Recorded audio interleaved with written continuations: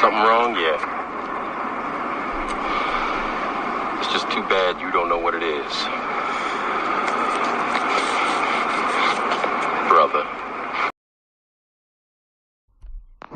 Hello, good people. This is a PSA from TSA. You are listening to the Underground Railroad Show at Spreaker.com. I am the great TSA with my assistant, That Ninja. I'm sorry for the lack of attendance. I was busy spiking faces and beating data dominoes. TSA out.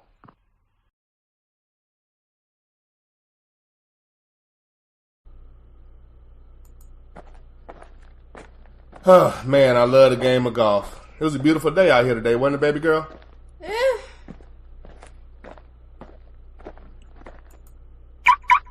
You didn't think it was a nice day today? Well, I am sweating all over, so no, I didn't really think it was. Well, I mean, you got to drive the car. You got to drive the car, and it did have the hood on it, so it kept the sun off of you. Yeah, but it had no air conditioning. Well, okay, fair enough. So, we're going to get something to eat, right? Of course. Cool. And you're obviously paying, right? Always. Always.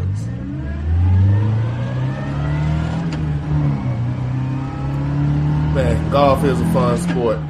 Hey, I drove the ball pretty well today, don't you think? Pretty well to the far right, yeah. But, okay, even though I went right, my iron game was really good, and I was able to fight my way out of that. Yeah, but you hit it into the sand, and you did that quite often, might I add. Even when I went in the sand, my chip was really tight, so I was able to get out of there and get close to the flag. After 3 times. You have to admit, though, my putting game was really good, and it saved me a lot of the times from all of the bad hits I had out in the fairway. And it only took you 11 holes. Listen, until you get a good golfing game, I'm going to keep giving you shit. I'm improving. I mean, since I've gotten started, haven't I got a lot better? Yes, you've gotten better since your injury.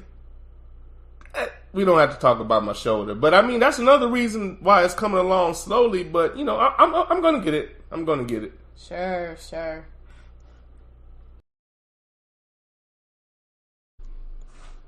Hey, baby girl, I'm about to go hop in the shower. When I get out, we'll head out to the volleyball tournament, okay? Okay. Oh, can I use my the computer? Oh, yeah, of course, baby. Of course. Hey, baby girl. Yeah. Repetition breeds familiarity. Familiarity breeds comfort. Comfort breeds complacency or success. We're going for the latter rather than the former. All right, good deal. Handle business. Okay. Hey, remember you're a beast out there. Act like it. I will. All right. Let me see what he got in these emails. Spam. Overdue bills. Not surprised.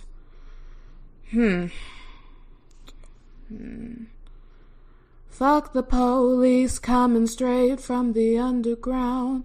Young nigga got it bad 'cause he's broke.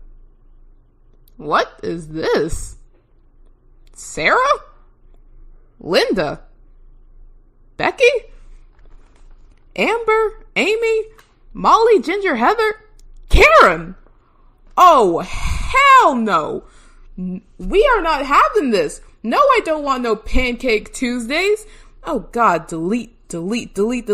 No, I do not want your lemon bars, Karen. Ooh, my dad's gonna get... Do you have strong opinions and you're looking for a way to express them? Are you tired of carbon copy sports radio that infests the airwaves? Do you have creative concepts and ideas that you want to share with the world?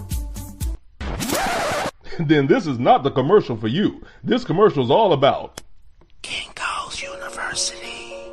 That's right. Kinko's University gets you prepared for the podcasting world when you don't have the chops for it. If you're one of the many people looking to get into podcasting, but you just don't have the skill, Kinko's University is the university for you. I want to do a podcast, but where do I start? And what do I talk about? Kinko's University. Don't worry, here at Kinko's University, the first thing we teach you about is OPP. That's right, other people's perspective. So you can always have something to talk about getting it from another source. Podcasting looks fun, but do I really have to do all that research and show prep? Kinko's University. Absolutely not. Here at Kinko's, we have classes like No Preparation 101, where we teach you to get around all of that pesky show prep because we know you don't have the time. I wonder what the best time slot is to get the most listeners. Kinko's University. Don't worry, here at Kinko's, we have a class called Recycling Ideas 101, where you can find a time slot that works and just jump in that slot to try to make it happen for yourself. Kinko's University. I want to come up with new content and subject matter, but I'm not that creative. Kinko's University. You'll also take Regurgitation 101, which will help you come up with other people's subject matter that you can recycle and make your own. That's right, here at Kinko's, we teach you how to get around hard work, getting new wrinkles in your brain, and having to work hard at your craft. Come to Kinko's, where you can take these top courses with top teachers. Most people that go to Kinko's graduate with Kinko's degrees, that's right, as master copiers. Kinko's University, for the skilled impaired. Kinko's University is not a real university and is not accredited. You don't actually learn any skills. You just learn how to mimic people who have actual skill. Underground Railroad Show with that ninja. All aboard, have your tickets ready because the train has arrived. Delayed or on time, it's time to get on board.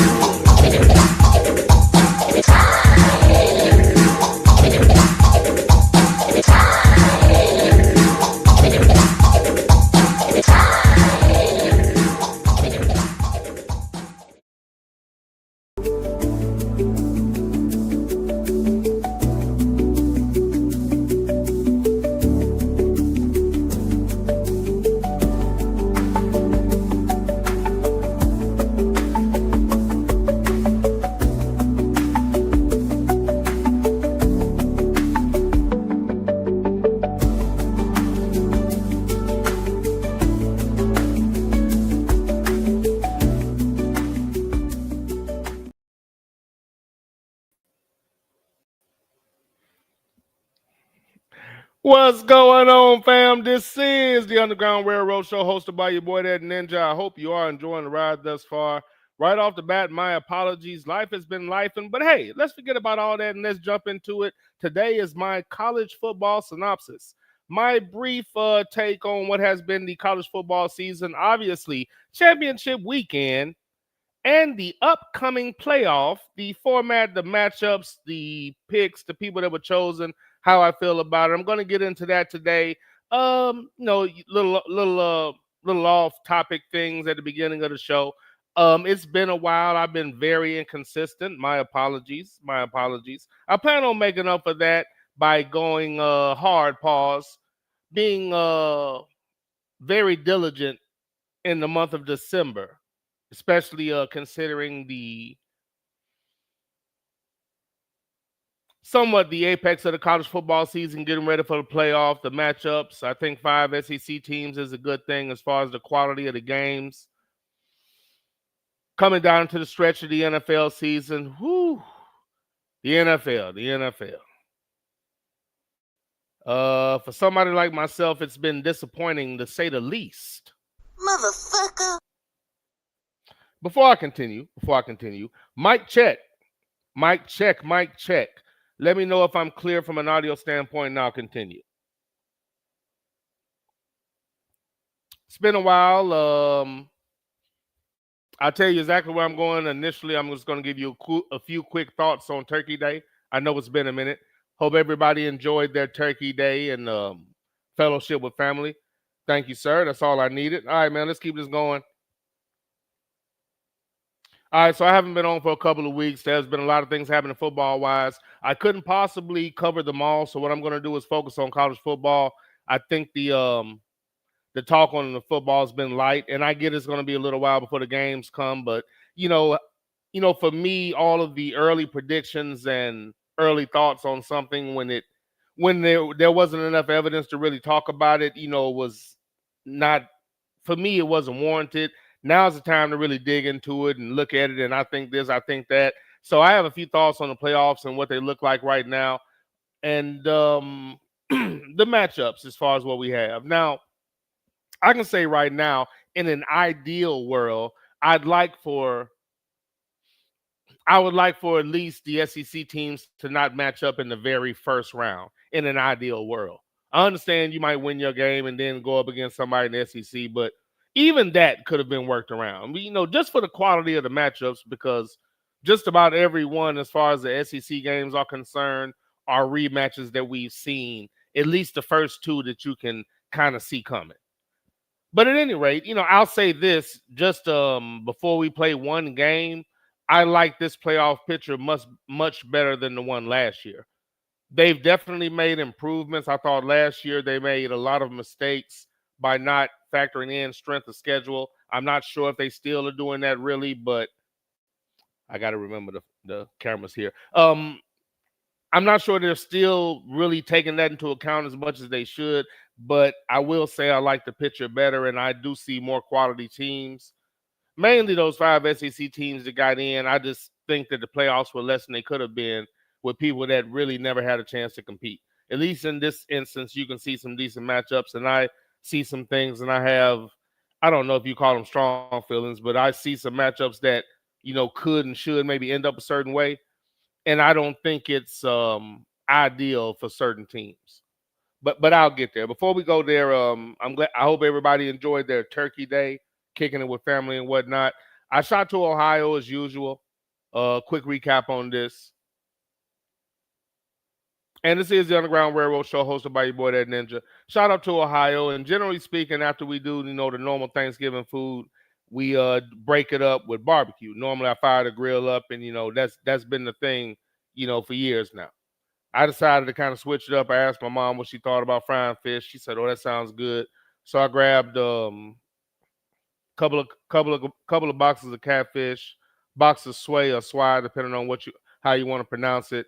Ran that up there, and I fried that on Friday actually, because Saturday being game day, people had a lot of things to do. So on Friday, the day after Thanksgiving, we kind of broke that up with fish. That was a good time in the sense, we saw a lot of family. A good amount of people came to Uncle's house to eat. That was cool. Fried turkey as always. When I fried fish Friday, that was a good time because a couple of my uncles came over. All of my uncles came over almost. Yeah, just about all my uncles came over. And one of my Uncle Steve, came over and brought a nice bottle of tequila and anejo, which is not necessarily my thing. Anejo tequila is not really my thing, but it was really smooth.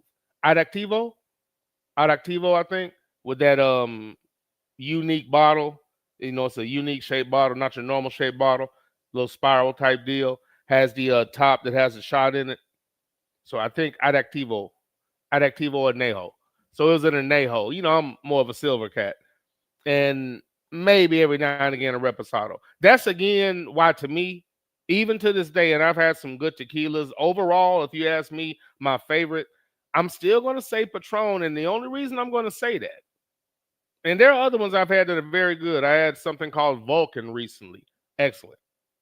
And there are high levels of regular Patron that are better than the basic. But the one thing I'll say about Patron, whether it's silver, anejo, or reposado, I can drink them all. They're all smooth. Other tequilas, when you get into their anejos, their reposados, especially the anejos, it's almost like cognac. The Adactivo, I didn't think really, it was so smooth, it didn't bother me. Very nice drink, sat around, chopped it up, man. It was a good time. Ended up frying just really almost all of it. Fried up all the catfish and just about all the sway or swai, depending on how you want to pronounce it. And the moms kept a little bit and made some the next day. So that went well. That was cool. I think I'm going to keep that going. I'd rather do that anyway. No matter how much fish you fry, it's not that much effort. Hey, look, how about this? Packed up everything. Took all of my seasonings, took all my fish fry, everything I needed. Why did I leave my damn my pot? Why did I leave the pot to go with my? I mean, obviously I could just borrow one from my uncle then, but I have mine to set up a certain way. And how did I remember everything but that? Literally packed up everything, seasonings and all. At any rate, I'm trying not to be elongated with this. Saturday, obviously the game. Let me say this about the game. I never thought we were going to lose to that school up north, and again, the only reason I'm saying that, being just joking slightly, black coach and black quarterback with the official help I felt we were going to get. I didn't think there was a chance. But, all jokes aside, I didn't think the offensive game plan for that School of North was going to be efficient because all year I feel like the coach, the crying coach, it's because of this team, these players, talk to him. But that cat, I didn't feel he's been efficient from an offensive standpoint. He has a highly skilled quarterback, and I feel that he's been severely underutilized by his coach. An offensive-minded coach, mind you. And again, to me, if you're an offensive coach, I think you should call your offense. That's just me. But the offensive game plan that they have used for the majority of the season, nothing about that scared me. So unless they had some kind of turnaround, I didn't think they were going to do enough on offense to give us any problems, being that the defense is the strength of our team. So I wasn't worried in that sense. Not that they weren't capable, but for whatever reason, I felt the coach and or the OC, and that's still on him. He's the head coach. He has somebody calling plays. He's an offensive guy. So if you allow that, it's on you as well. It's been inadequate all year, and that basic-ass game plan, not really letting that quarterback loose, that was never going to cut it against us. That was never going to cut it. The only chance they really had was stopping our running game and getting to the quarterback. And surprisingly, we kept saying pretty clean, and that meant disaster for them. So I was never overly concerned, and as the game progressed, I felt better and better about that. So we got that quote-unquote monkey off of our back and handled that School up north this year. And, I mean, there's nothing to say about that, but finally. I'm not going to be overly ecstatic, not because of what happened after that, but, I mean, we were supposed to beat them. And, again, I didn't feel like they gave themselves a chance with that game plan, quite frankly. Hey, that School up north, as far as this year. Oh, you almost had it. You got to be quicker than that.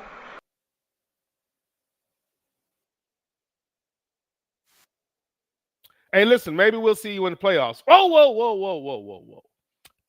Y'all not in the playoffs. Damn. Well, that means didn't he did? Yeah. When hasn't he ever? Didn't he did? Did he not do it? Y'all didn't make it.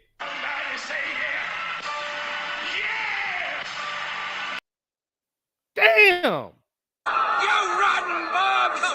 You're all garbage! All of you! I apologize.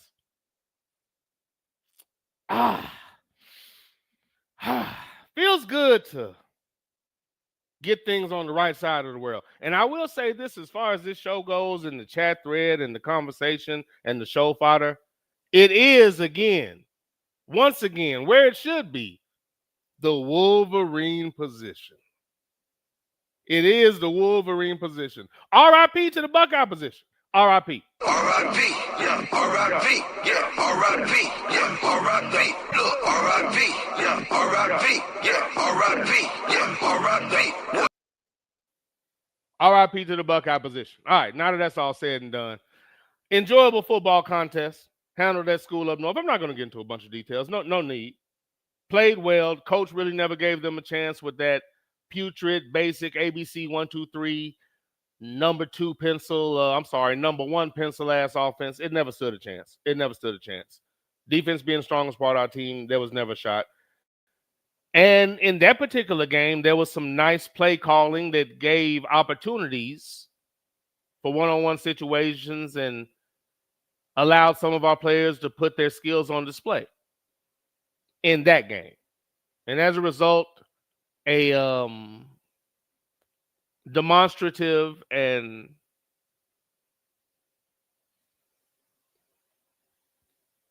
I would say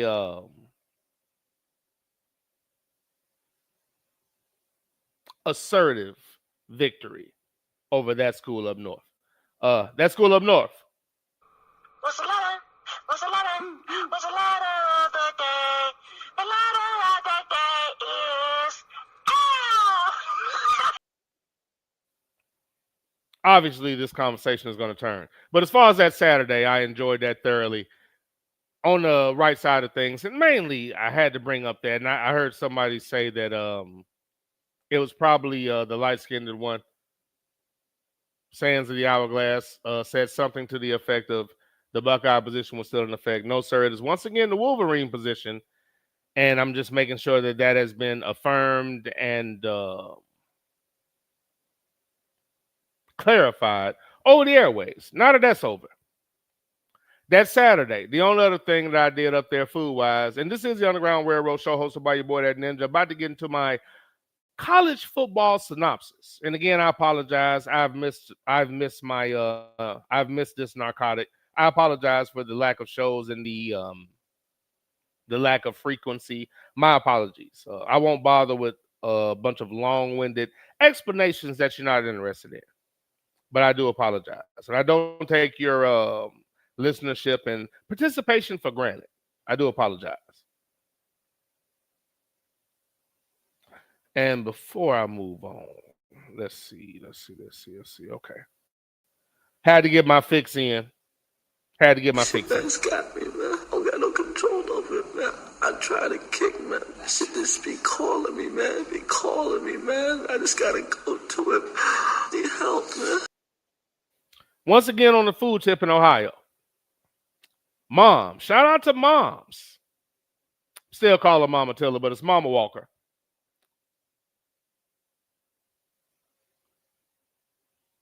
And breaking the tradition and, doing different things. On top of the normal, always tell her to make her greens. Obviously, got some in the freezer. Always tell her to make the greens. Always wanted to hook up some fried chicken at one point. That's just some traditional shit that I want. But this year, she made shrimp egg rolls and Philly cheesesteak egg rolls. Amen, preacher! I said shrimp egg rolls and Philly cheese steak egg rolls. Amen, preacher! Let me step back for this bomb drop.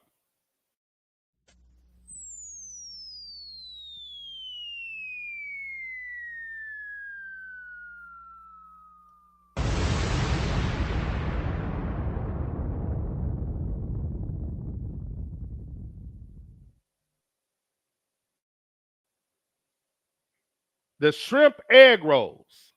Fire. What the hell did you just say? What the hell did you just say? Fire. But when I tell you, those Philly cheesesteak egg rolls,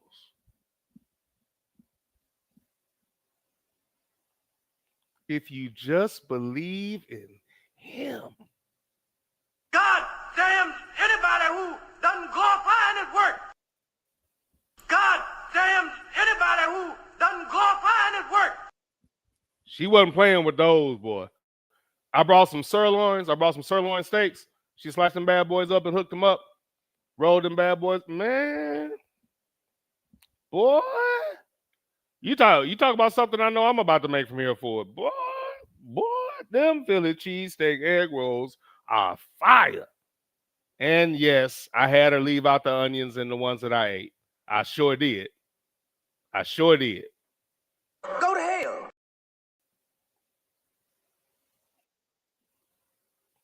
I digress. But yeah, it was non-traditional and I really enjoyed that. Random question, top of the show. Answer it throughout the show if you don't mind. I know personally I don't, but does anybody or is there anybody in here that still goes traditional for Christmas? Does anybody here still go traditional for Christmas? Do you still come back with essentially the same food you have for Thanksgiving, or do you have a non-traditional tradition at this point? I haven't had traditional Christmas food in well over a decade, probably much longer than that, because the Ninja damn near 50. So, but at least well over a decade, easy, I haven't had traditional Christmas food. I'm not saying some of it hasn't been around, but it's always been something different. Whether it's steak, a boil, every food is a very long time outside. I saw a spin. I was just looking to see how bad it was.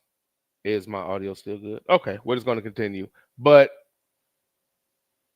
shout out to moms with those Philly cheesesteak egg rolls and those shrimp egg rolls. The shrimp egg rolls are fire.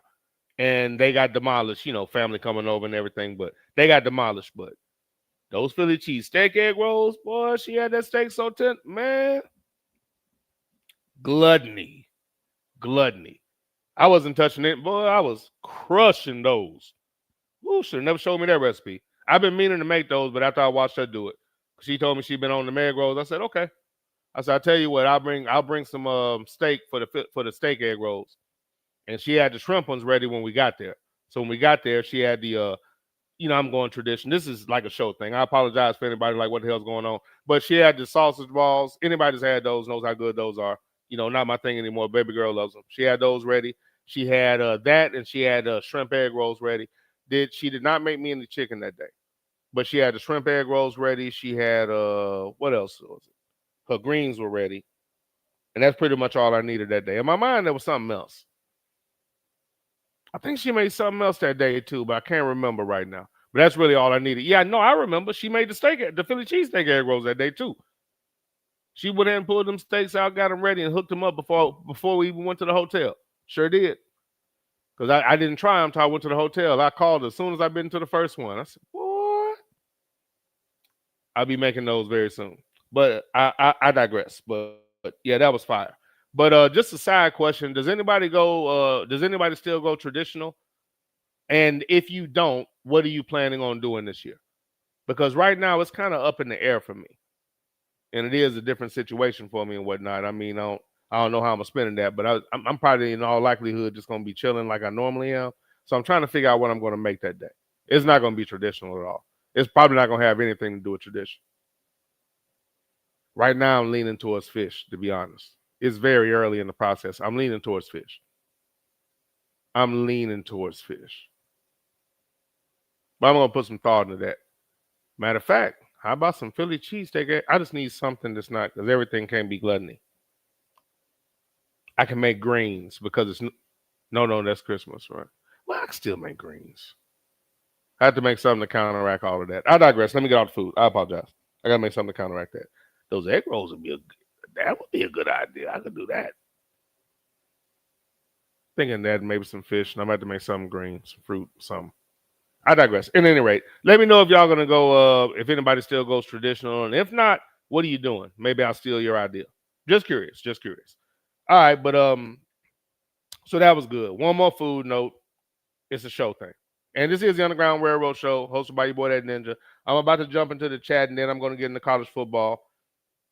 Still in good shape. I mean, I'm not in a hurry. I haven't given y'all the show in a minute, so I'm rolling for a minute. I haven't given y'all a show, so I'm not going to run out and all that shit. We good for a minute. I think I'm going to fire up a Maduro at one point. Okay, yeah, that. Okay, this last thing. The other thing my mom wanted when I was up there, I had been telling her about that collard green gumbo. Now I mentioned that on the show. I really like that dish. That's becoming one of my favorite dishes because I was never really I was never really a fan of okra, but I will admit and I will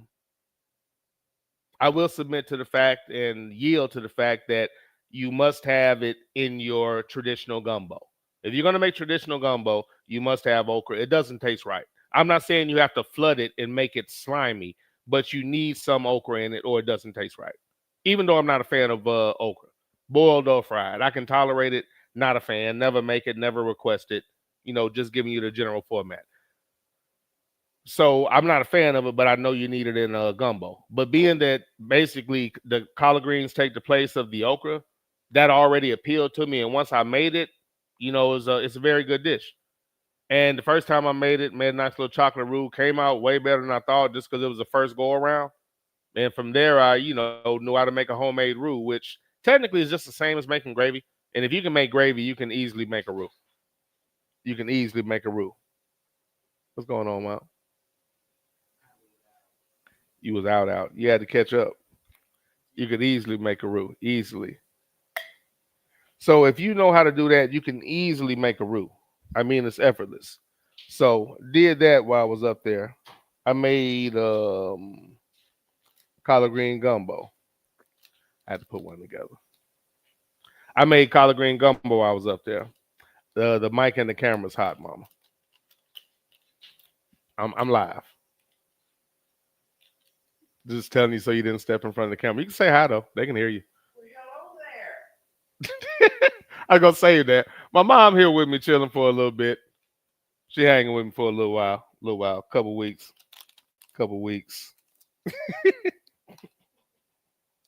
I'll holler at you in a minute. All right. So when I was up there, she wanted the collard green gumbo, so I made that while I was up there. Now I'll say this right quick. Now you know what I make it, as I was just saying. Forgive me for that. Oh yeah, another thing while I'm thinking about it, while I got the notes. Shout out to Ohio being a legal state. Shout out to the multiple dispensaries within less than a mile of where my mother lives. Not saying I went to all of them. I'm just saying it's interesting when you're in those type of states and the availability of things and the many strands and explanations, and this is why this is active in such an education. I digress, but another great thing about Ohio. Where was I at? Oh yeah. She wanted the collard green gumbo. And again, I like it because you don't have to put the okra in it. And it's a really good dish. It's really good. And I'm sure people have heard about it at this point, seen it online. My best friend told me about it. You know, he kind of talked me through it and he showed me the video. Like any other shit, you listen to it, take it into account, and go from there. But if you can make gravy, you can make a roux. Gravy is much tougher because they try to give you a formula for gravy, but really it's more of a feel thing. And the ratios you get online, they kind of work, they kind of don't. That's more of a feel thing. That's things you have to do depending on how much you're going to make. So those goofy ass directions can throw you off. With a roux, it was fairly simple. And for me, the only thing about the directions they give you, I think they're false. They tell you that you can make the roux a lot faster than you actually can. If you go that fast, you're going to end up kind of burning it and putting that smell in it. So I think they're off with how quickly they tell you the roux is going to be done because you really need it to be a chocolate roux. But I'm not going to go through it. It's a really simple recipe. But I made it that time, wanted some more, I made it again. And I knew I was going to make it up there, so I went ahead and made it again. You know how you make anything third time, so I wanted to make sure I had it down and I didn't have to think about it. Made it one more time, went real smooth, came out great. So I knew exactly what I needed to do after that. So when I went up there, I made that for her. I'll say this now: when I made it for myself, because I stopped eating pork, I didn't put the Kanecas in it, and because what's the other thing? I didn't put Kanecas in it, and because I don't like onions, I didn't put the onions in it, but I use onion powder. So because I made this for them and it was traditional, I just made it as the recipe states. I can break it down for you real quick if you haven't had it. It's just you make your roux. Roux is equal parts flour and grease. That's all the roux is. Equal parts vegetable oil, flour. They say 1 cup, 1 cup of each. I do 2 because that's not enough to make enough roux. Outside of that, you have your holy trinity: bell peppers, onions, celery. I generally don't use the onions, but because I was making it for them, I put the onions in it. Let me say this. Because I don't fuck with onions, I never cut them up. Man, that was a horrible experience. That was like a small form of medieval torture. Having to cut up that one damn onion, that shit was terrible. I didn't realize how terrible that was. As I broke that onion down and started slicing it up and putting a little cut on it and breaking it down, getting it real fine, cut it up in quarters and I was knocking it out, man, it was absolutely horrible. I know the whole, cut the onion, make it crowd on it. That was absolutely terrible. I forgot how much I hated the damn smell of onions. That was just a reminder. Now I realize when you put it in something, you can cook it, it becomes part of the meal, it caramelizes. I get it. But cutting it up and getting it, that was an absolute horrible experience. I literally have never cut up an onion before because I don't have a reason to. I don't eat them. That was terrible. But at any rate, did that, threw that in. It's very simple damn recipe. You get the roux going. You got your holy trinity. Once you get your roux straight, you put it in your holy trinity, let that run for a minute. You put in about 48 ounces of chicken broth. That's the big one. That's a lie as well. You're going to need 2 of those. So get 2, put 1 in. You're going to need the other one to add to it. Why use water? It doesn't make sense. You throw in your Kanecas. You're going to make it traditionally. So, I take that back. That's a lie. Pause on that. You put that in. You put in your turkey wing. You just about submerge it. You season it with paprika, oregano, Make sure I'm not lying. Paprika, oregano, Creole, cayenne, onion powder, garlic powder. I'm leaving out one thing. I think that's it. Everything's like a half teaspoon. You got to up that shit, about a teaspoon and a half or so, half a tablespoon. And you put a tablespoon in of the paprika and the Creole seasoning. You might want to up that just a tad. Tablespoon's just about enough for those. They say put in red pepper flakes or hot sauce. Anytime they call for that, personally, I use cayenne. I'm never going to put red pepper flakes in a recipe. That shit just doesn't go for me. And I don't like to taste the hot sauce. So I always use cayenne. But those are the seasons. Basically, once you throw that in, you put your wing in there, you throw your seasons in, let that shit run. Let that shit work for about an hour. Put your connectors in, throw your greens in, let that work till they're tender. Once that's done, you kill the heat, put the shrimp in, work them till they're opaque. You done. Simple enough recipe. But it's a nice little change up, and I enjoy it. But I made that because she wanted it, went over well, and I made it traditionally with them nasty ass onions, and I put the pork in it. But it worked out. Everybody enjoyed it, so I was cool with that. So that was the Ohio trip. Had a good time. Of course, baby girl rode up with me. And this time,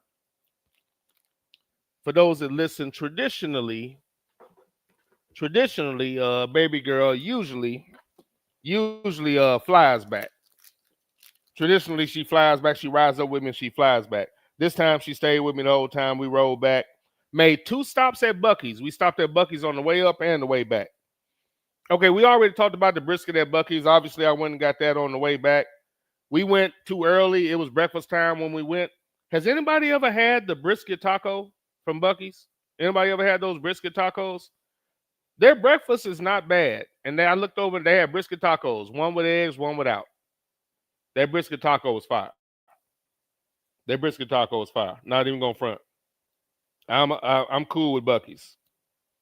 I don't go there much, so the few times I go, it's straight. And they actually have drinkable coffee. Most places don't. So trip to Ohio was cool. Had a good time. And not even after I got back Sunday, because baby girl had to go to work that Monday and get ready for her exams. And today was baby girl's last exam. She is now done with it. She's going to work her internship a couple of days, and she's coming home Wednesday afternoon and/or evening. Wednesday evening, she'll be coming home. For Christmas break, Mom's got into town Thursday. So I got back Sunday, and about 3-4 days later, Mom's came back down because her best friend, the one she did the interview with, remember when I had the interview with her and her best friend, my godmother, she turned 70, so she came down for her 70th. And she has another friend turning 70 in about a week, so she's just going to stay and go to that party as well.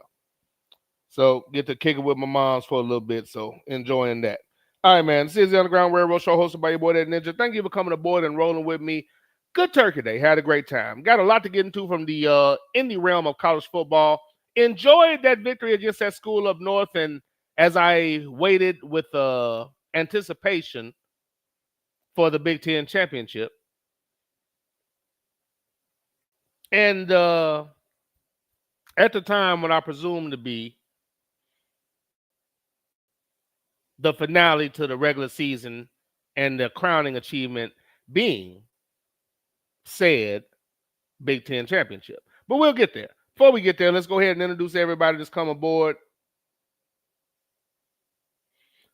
And I'm downplaying it slightly. Gumbo went over really well. It went over really, really well. Everybody enjoyed it. My uncle, aunt, mom, them had it. Other godmom was up there. She enjoyed it. My cousin that lives in Atlanta, we kicked her a little bit before she was heading back. She left for Atlanta before I left to go back to the crib. She got out of there before I did, about 2 or 3 hours. But she made something to go. She didn't want to go to sleep on the road. After she got home and had it, she sent me a text and said it was quote unquote bussin'. And if I ever made it again without calling her, we was gonna fight. Because hell, she's in Atlanta. She can come over and get it. But at any rate. But that went over well. I recommend trying that if you like traditional gumbo, but that's a good recipe, man.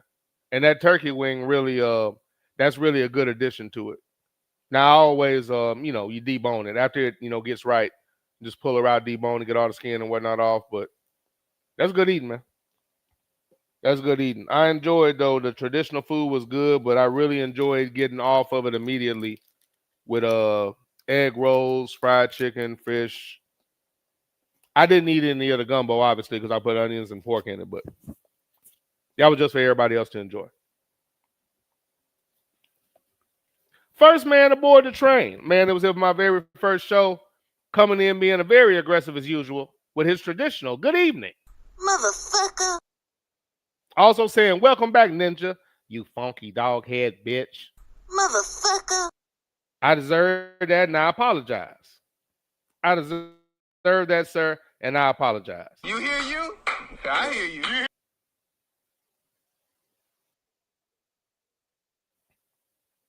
I know after so many shows, I know what you were saying. What the fuck is wrong with you? What the fuck is wrong with you? My bad. We got my man 334 Bama on the train. What's going on, sir? 334's Crimson Tide are in said playoffs along with my Buckeyes.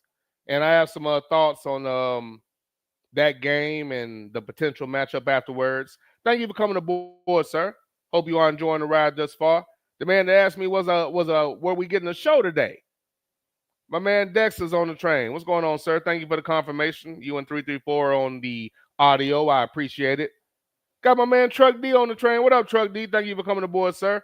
Hope you are enjoying the ride thus far. Hope everybody enjoyed their turkey day and they got to either chill out, relax, chillax, and fellowship and or kick it with family and or friends. I mean, that's what it was at the end of the day, and that's what I had a really good time doing, man. I'm really glad my uncles just stopped by that day when we fried that fish. I'm really glad my uncles came by because that was fun, just sitting around chopping it up with those ninjas. I always enjoy that because they started telling all the old stories that I couldn't hear back then, but now I'm grown. And, you know, you sitting around cooking and everybody eating shit, man, that's cool because I was a little nigga. So that's just fun. I like doing that. I like doing that, man. So I'm really glad my uncles came through. That was cool. We got my man Sluggo on the train. What up, Sluggo? Thank you for coming aboard, sir. Hope you are enjoying the ride thus far. I apologize for becoming an Atlanta Falcons fan. 334, I apologize because apparently the bad luck that I brought is not a good thing. Hell of a season, but there's always next year. There's always next year. And this comment from Sluggo doesn't surprise me. And let me look and make sure I'm not forgetting anything. No, I'm not. Truck D speaking to everybody. Sluggo said in Sluggo fashion, I've never had smooth liquor. You know what, Sluggo? I believe you. As you say that, I believe you in the sense of in your mind, any liquor that you had has never been smooth. I'm not going to argue with you on that. I believe you, sir. I believe you. I believe that no liquor that you had has ever been smooth. I've been around you, sir, when we've had some very smooth moonshine. Not the best, not the quality that, you know, somebody that may or may not be on the train may or may not have access to. Not that quality, but quality nonetheless. And when you partook in that particular moonshine, sir, your reaction said it all. Sluggo saying, I've never had smooth liquor. In other words, hey, slow down. Watch your speed. When I started talking about how smooth the liquor was my uncle brought over, you know what Sluggo did? That's a lie! That's a goddamn lie! There's no such thing as smooth liquor. That's a lie! That's a goddamn lie! Coming aboard the train to his usual bomb drop for slapping the sauce out of his wife's hands when she tried to apply it to my ribs. True story. Real talk. No joke. She attempted to put sauce on my ribs.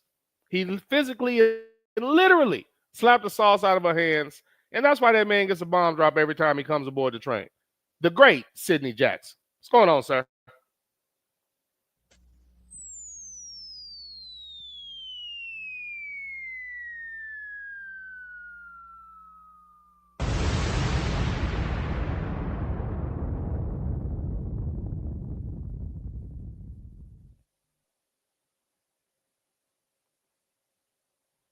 The great Sidney Jackson, thank you for coming aboard, sir. Hope you are enjoying the ride thus far. Sluggo said, now there's a new monkey to contend with. That one. And Sluggo said, I like the Kamala position better. I'm with that one too. The Kamala position or the Wolverine. But I think the Buckeye position should be retired. That's all I'm saying. I'm just saying whichever one we choose, let's just retire the Buckeye position. Let's just retire that one.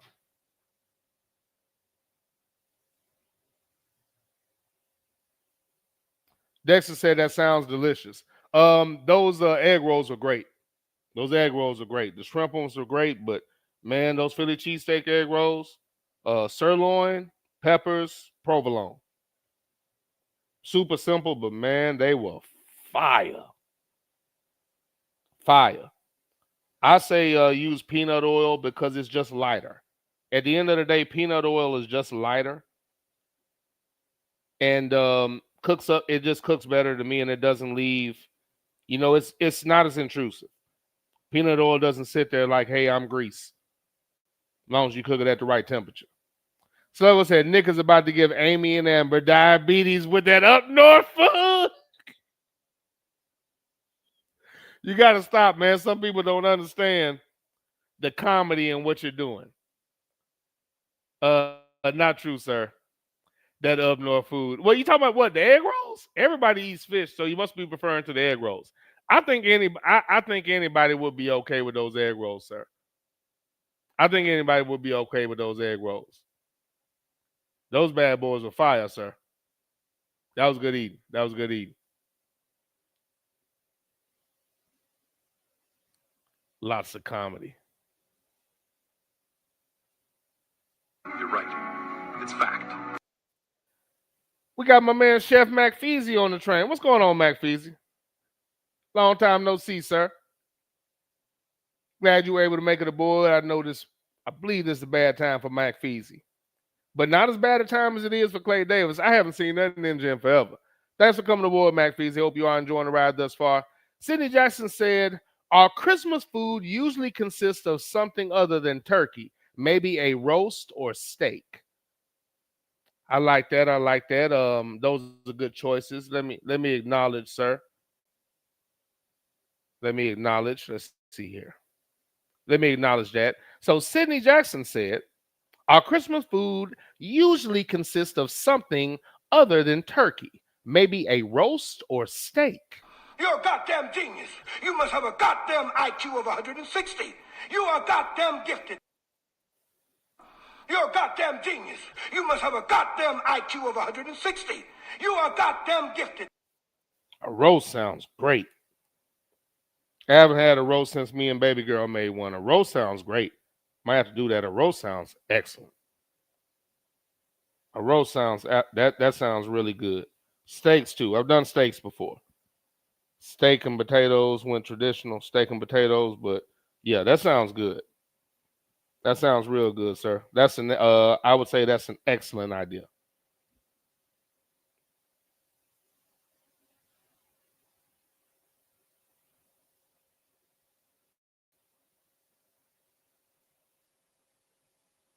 Okay, that was crazy.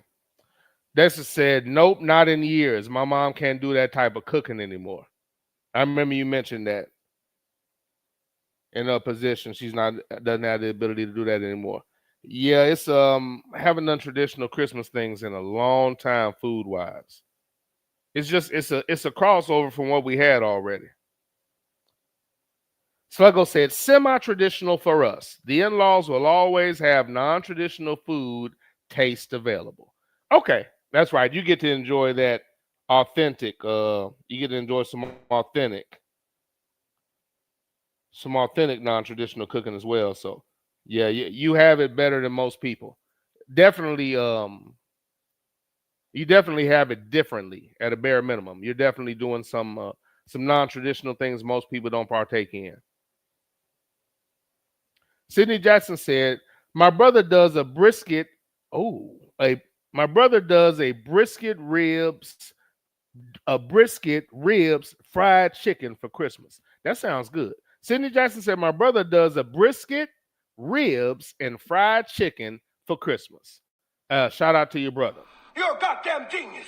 You must have a goddamn IQ of 160. You are goddamn gifted. That boy is good. Yeah, if you're doing a brisket as well, you're doing the most. If he throws in a brisket, gives you ribs, and then throws in fried chicken, I'm going to give you beef, pork, and chicken. I'm going to give you one of each. I'm going to hook you up with some brisket. I'm going to give you some damn ribs, and then I'm coming with some fried chicken. Everybody's going to be happy. Nobody's mad. You're a goddamn genius. You must have a goddamn IQ of 160. You are goddamn gifted. Nice. See, sitting in them working out steaks and roast and brisket and fried chicken and ribs. I like all of those choices for Christmas. Might fire up the grill. You know the only thing I might do for Christmas? I might either smoke or fry a turkey because I really didn't eat a whole lot of turkey. And I haven't fried a turkey this year. And like my fried turkey is different than the average. So I might fry a turkey because I really didn't eat much turkey. I had turkey on Thanksgiving and that was it. I had some of my uncle's turkey on Thanksgiving. I didn't eat any more. So I could actually fry a bird and be happy with that along with whatever else I do. So I'm debating. I doubt I do that. I seriously doubt it. But I could fry a bird. I could fry a bird either on Christmas or New Year's just to have some turkey. I could do that. I didn't even fry one last year. I think it's been a couple years. I usually fry one. I still got pop set up. Let me see. JBJ said, I'm cooking chili and the wife will make mac and cheese. And yes, my chili has beans. I hate ninjas.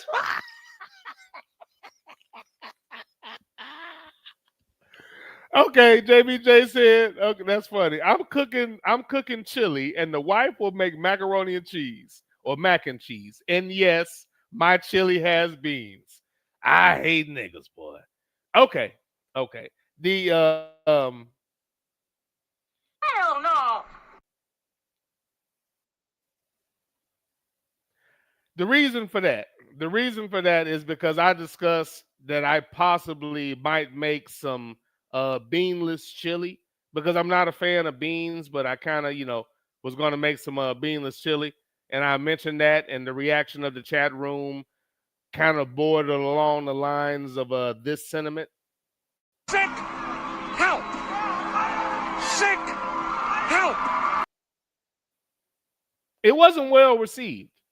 And instead of being a decent human being, JBJ wants to bring that up. What? Nigga, please. I appreciate that, sir. Hey, slow down. Watch your speed. That motherfucker must have lost his goddamn mind. JBJ, I'm cooking chili, and the wife will make mac and cheese. And yes, my chili has beans. I hate niggas, bro. I hate niggas, bro. I think that would be good. Beanless chili, have some crackers. That's good eating. And 334 was very disrespectful. We were doing his segment, and either I mentioned the beanless chili or the chat room did, and he paused in disbelief and said, and I quote, "That's just sloppy joes."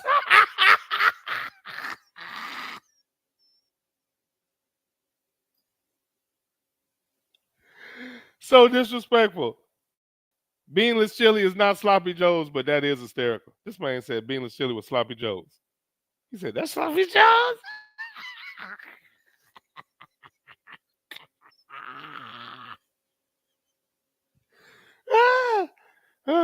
I'm still thinking about doing it, man. But with all the other soups and things that I can make that are available, I might not do that. I might not bother. JBJ said, I've had the steak and cheese egg rolls before, but they weren't homemade. Okay, bet. JBJ saying hi to moms. She'll be back out here in a minute. Everybody speaking. JBJ said, collard green gumbo.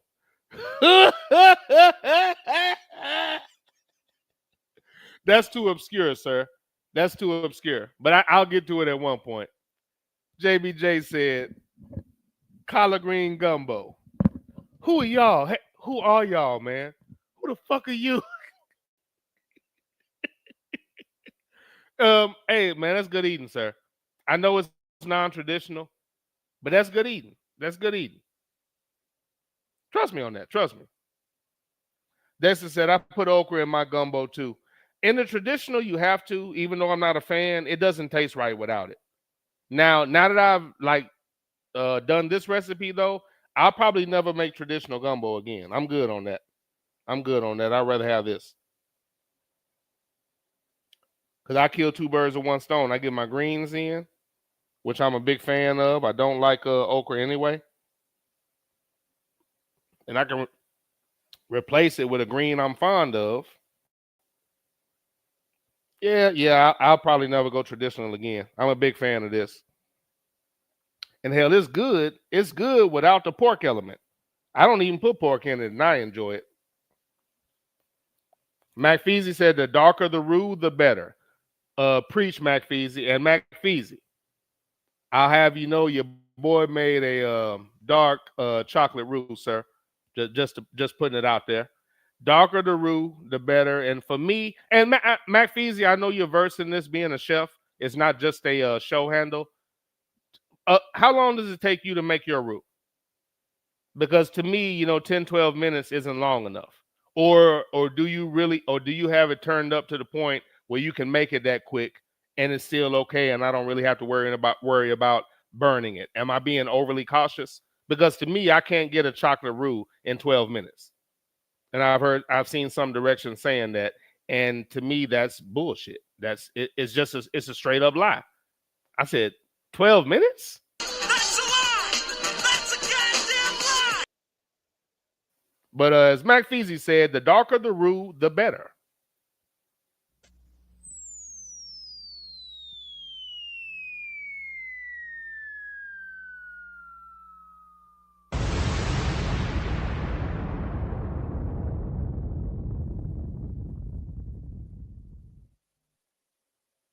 You're a goddamn genius. You must have a goddamn IQ of 160. You are goddamn gifted. Fact, sir. Sidney Jackson said, Sidney Jackson laughing, saying the Onions had Ninja crying like Michigan's head coach. Our team, these players, Coach Harbaugh, I fucking love you, man. That nigga. I'm sorry. But, sir, that was terrible. Like, I know it sounds like I'm being dramatic and I'm exaggerating. That was horrible, sir. I didn't realize how terrible that was and how terrible it was going to be. That was absolutely horrible. As I was doing that in my mind, I'm like, okay, here goes, the onion thing. And I'm laughing about it a little bit. But as I continued, I'm like, you know what? This is really bad. This is really, like, not good. This is like, I'd rather not be doing this. And I forgot my food processor. So I just had to, do it traditionally with the knife. Man. Like, if I had my food processor, it would have been a little bit quicker, less hands-on. You break it down into that little, into the little storage unit that's already covered. So it's not as bad. It's not as bad. You know what I'm saying? In that situation, man, that was unacceptable. That didn't work for me. I mean, again, but everybody enjoyed it. Like I said, that's how unselfish an individual I am. Knowing that I wasn't going to eat. Now, granted, the onion thing, I could have fought through that because I'm sure by the time I finished cooking it, the onions were gone and they were, part of the meal, as opposed to being like a background singer that wants to sing lead and you're all loud and pronounced and people are trying to enjoy the gumbo and all of a sudden, crunch.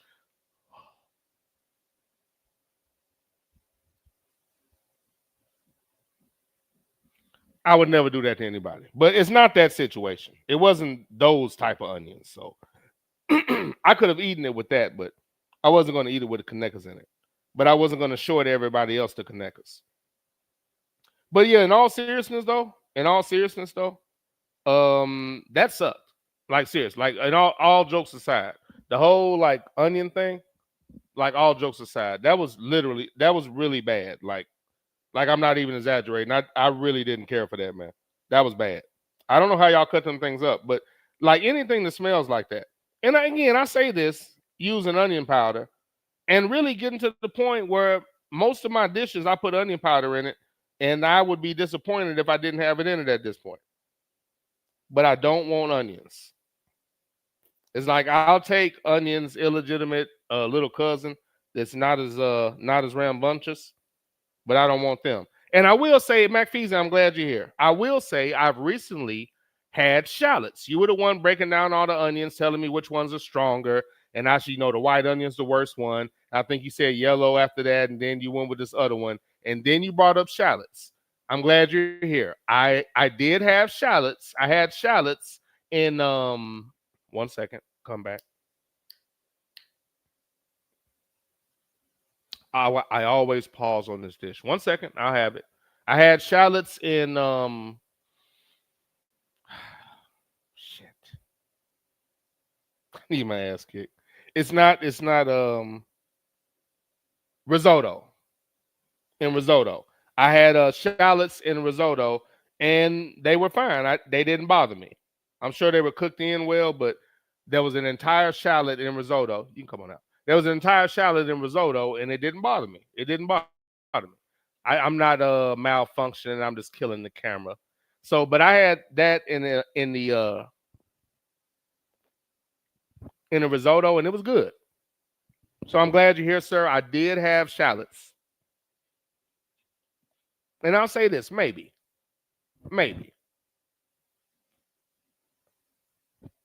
They might be doable.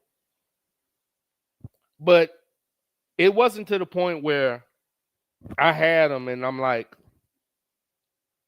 oh, these shallots brought such a flavor and a presence to this dish. I can no longer live without them. Mom, you can get in front of the heat if you want to. You good?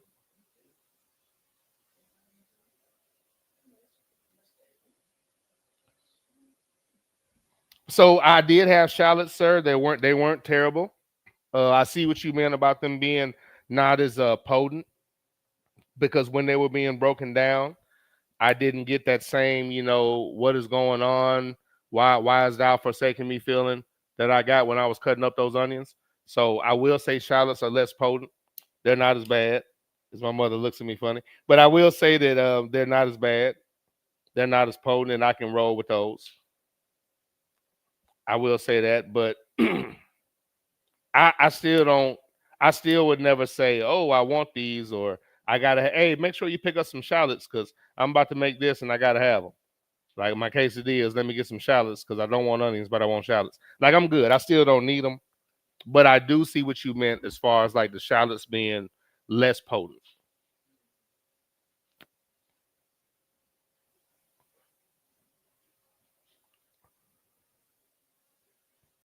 I do see what you meant as far as the shallots being less potent. That's true. So I did want to tell you that. Sydney Jackson said, I have yet to visit Buc-ee's. Really? I have yet to visit Buc-ee's. They were supposed to open one north of Memphis, but they haven't opened it yet. You'll love it, sir. I mean, it's a billion gas pumps. You can get a big 16-pound bag of ice for like $1, maybe $2. That's still cheaper than anywhere else. But you can get a 16-pound bag of ice, I think $1.99 for a 16-pound bag of ice. All the gas pumps in the world, you don't have to worry about waiting in line. Coffee, everything you need, dude, is in there. Coffee, quality sweets and cakes. They're baking and making in there. They're pulling out fresh brisket. You can get brisket sandwiches if you're a traditional person. I personally get a pound of brisket with no sauce on it, sliced. You can get brisket tacos if you're there in the morning, which I really enjoy. And they actually have good coffee. Most places don't have good coffee. Generally speaking, because I'm a Starbucks snob, I can't really drink coffee out of anywhere but Starbucks. But they actually have good coffee. And to top it off,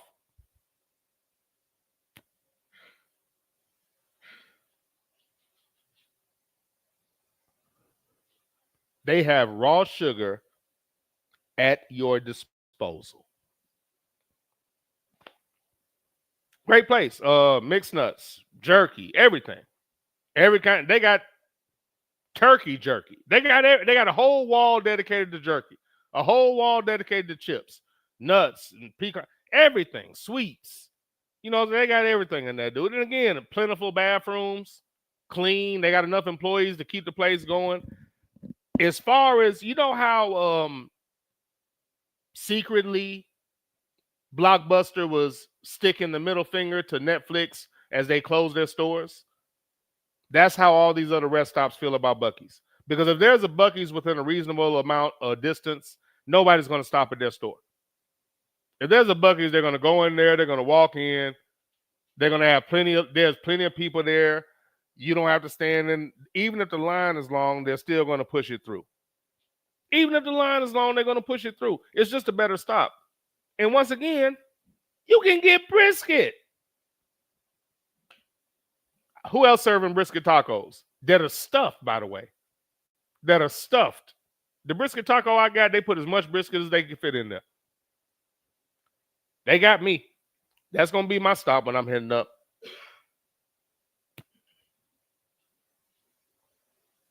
Every time. But yeah, you'll like Buc-ee's, sir. You'll like Buc-ee's. Cena said, Ninja, what does your mom use to season her greens without pork? What do you use, Mama? Turkey. You use turkey, right? Slap your mouth. Garlic powder, onion powder. I think they can hear you, but say it. Come a little bit closer and just say it again, because they can probably hear you through my microphone. You don't have to worry about it. If you're not in front of this, they can't see you. You're good. I use turkey. Mm-hmm. I use green seasoning. I use slap your mama, garlic powder, and garlic powder. Okay. And let it roll. Let it boil. Okay. That's to me. So, good boil. So garlic powder and onion powder are the last two, right? Yeah. Okay. Green seasoning. Yeah. That's the one thing you use, I don't. That's the one thing you use and I don't. Do you cook it in chicken broth? Always. Okay. Just making sure. I could have told you that, but it's better to let her explain it. Yeah, because I don't use pork to season myself anymore. That was always the thing. And QT, my ex, was the first person to switch over to turkey. As a matter of fact, my Uncle Damon was making a smoked turkey in Ohio. First time I had a smoked turkey I liked. That's the recipe I follow when I make it. And it was probably one of the best smoked turkeys I ever had. And that smoked turkey in greens and pintos was excellent. Excellent. I still remember we brought that home and put it in the freezer. And next time she made some greens, she put it in there. The flavor it shot through there. I was like, okay, I see what you mean. So been on turkey ever since then, to be honest.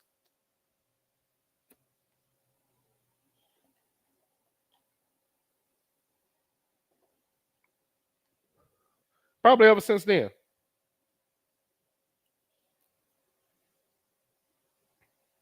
Mac Feezy said the Buckeye position should never be retired. The endless comedy is boundless.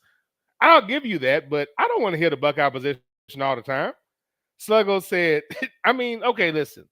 Are you right? Yes. But think about me. I know what you're saying. You're saying, You're robbing us, you son of a bitch. You want the comedy. Fuck my feelings. You're robbing us, you son of a bitch. Very selfish, sir. That's very selfish of you. The truth is for everybody, but everybody might not be for the truth. Sluggo said ham and turkey are always on the menu, but you can also expect curry goat and or oxtails. Man, you know what? I gotta, and listen, I've heard so many great things about curry goat. I haven't had it, but everybody that has swears by it. T-Wall loves curry goat. She loves goat. I know somebody else who has a child that loves goat. I know other people that love goat. And oxtails go without saying. So once again, sir, for that text.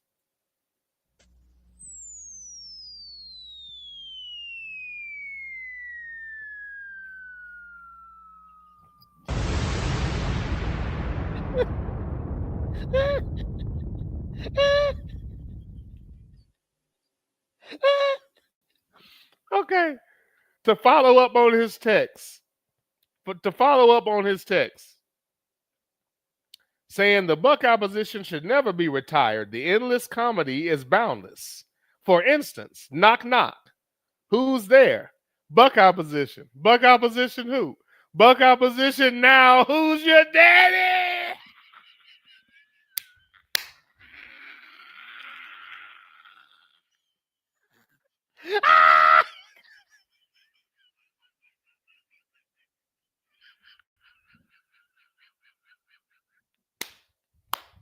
You sorry, motherfucker.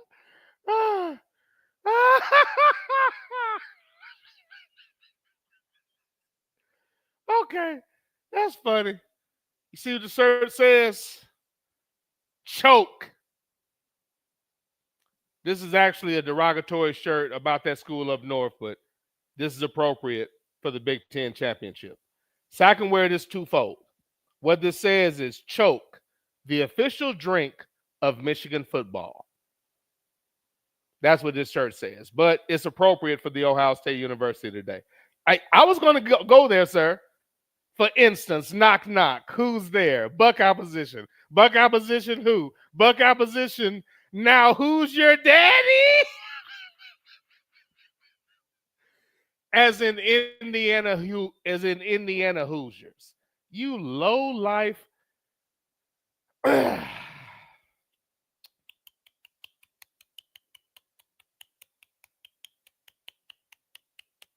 Hey, slow down. Watch your speed.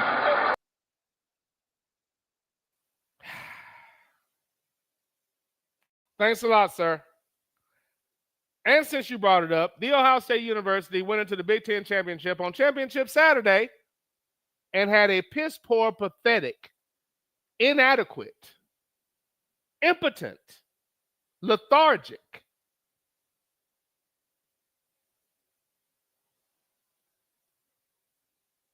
shameful showing on the offensive side of the football.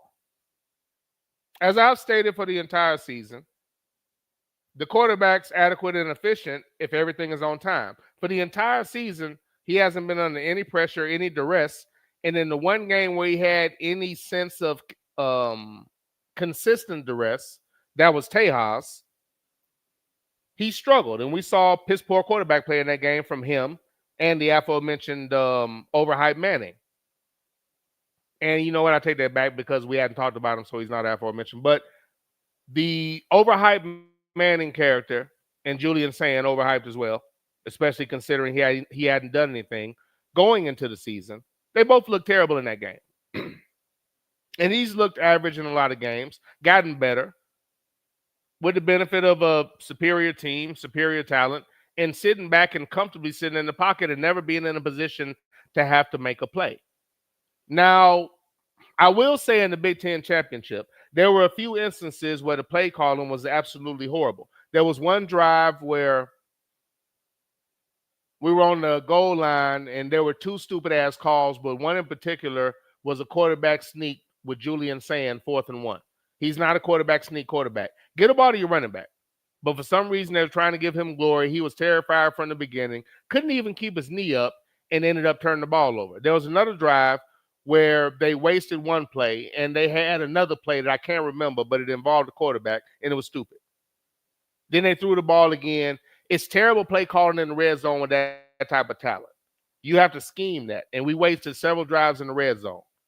And there were 2 or 3 where the play calling killed us. That last drive, not counting those couple of Hail Mary throws with the slow floating football, but that last drive where we should have at least gotten the field goal, and I'll get there in a second.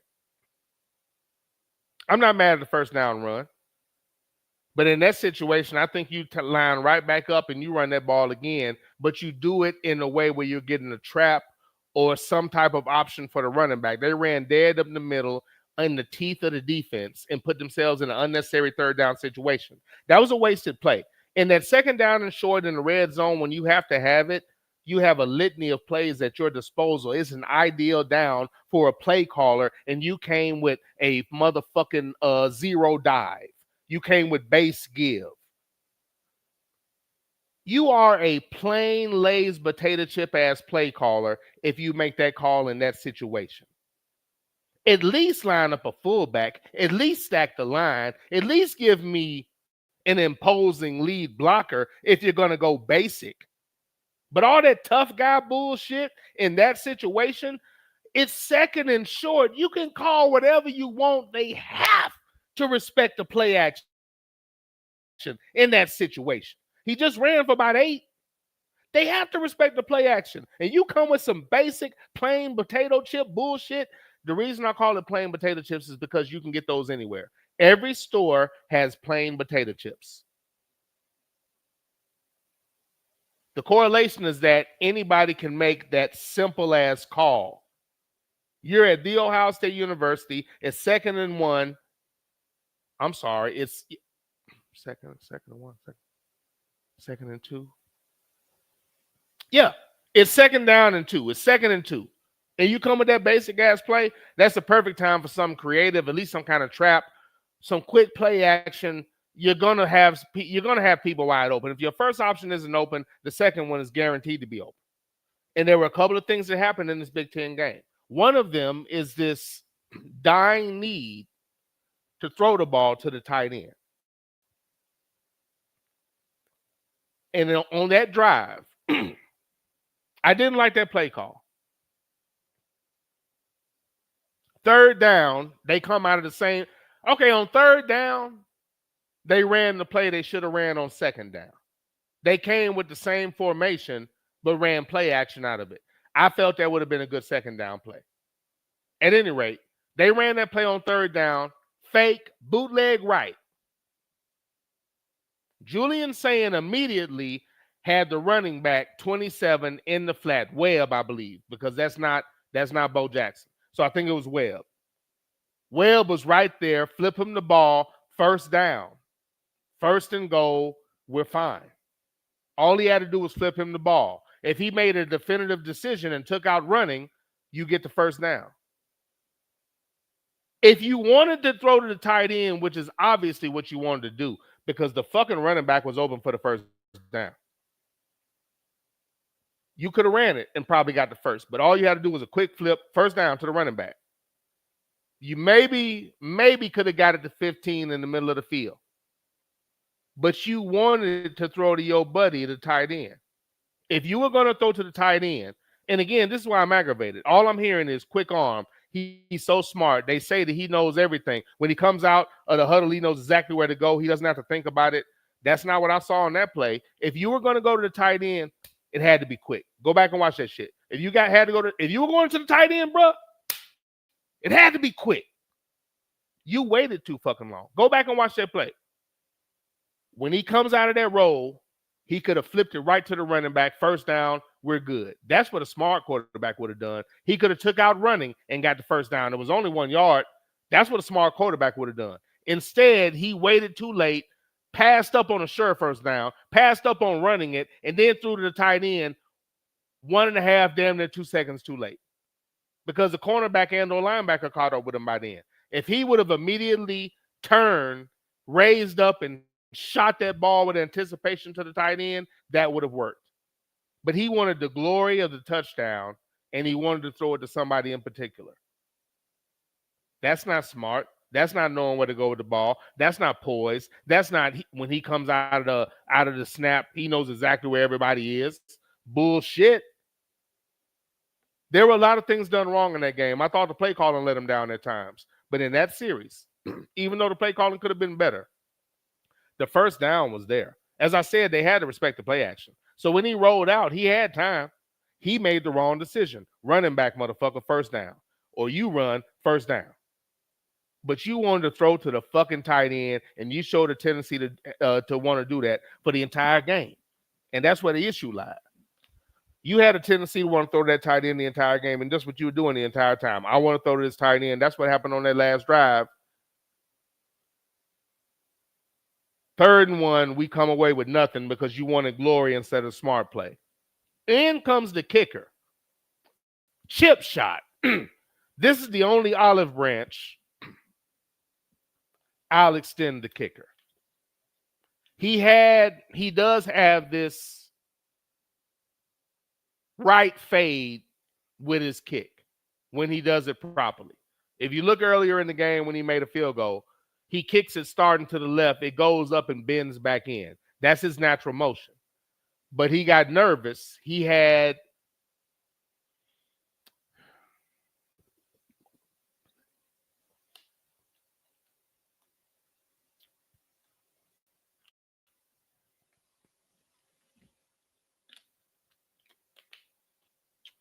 because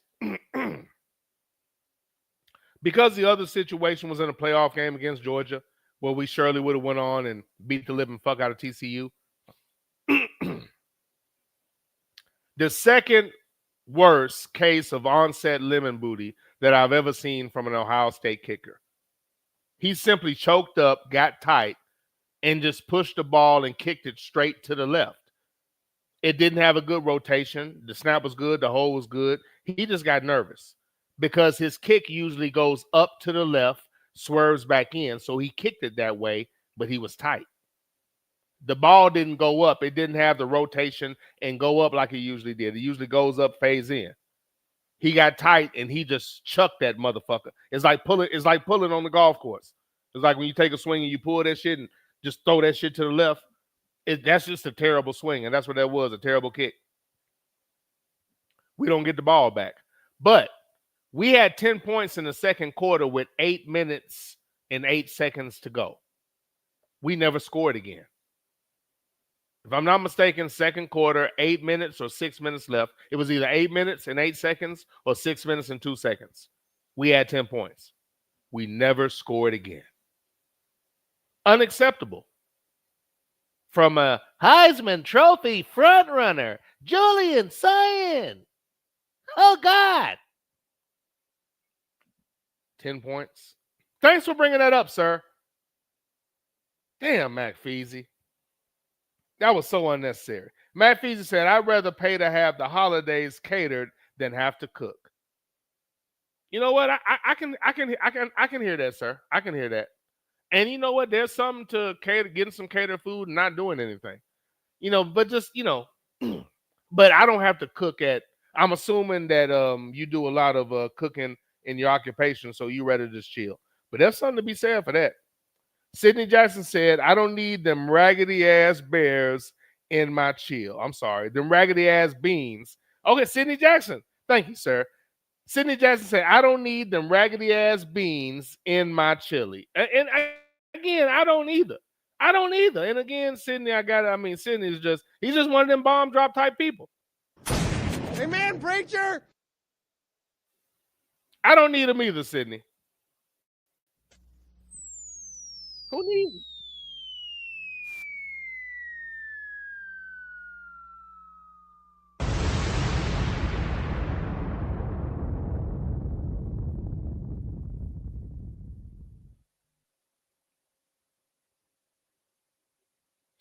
Mac Feasy said, excuse me, the key to getting your roux, the Yaffe.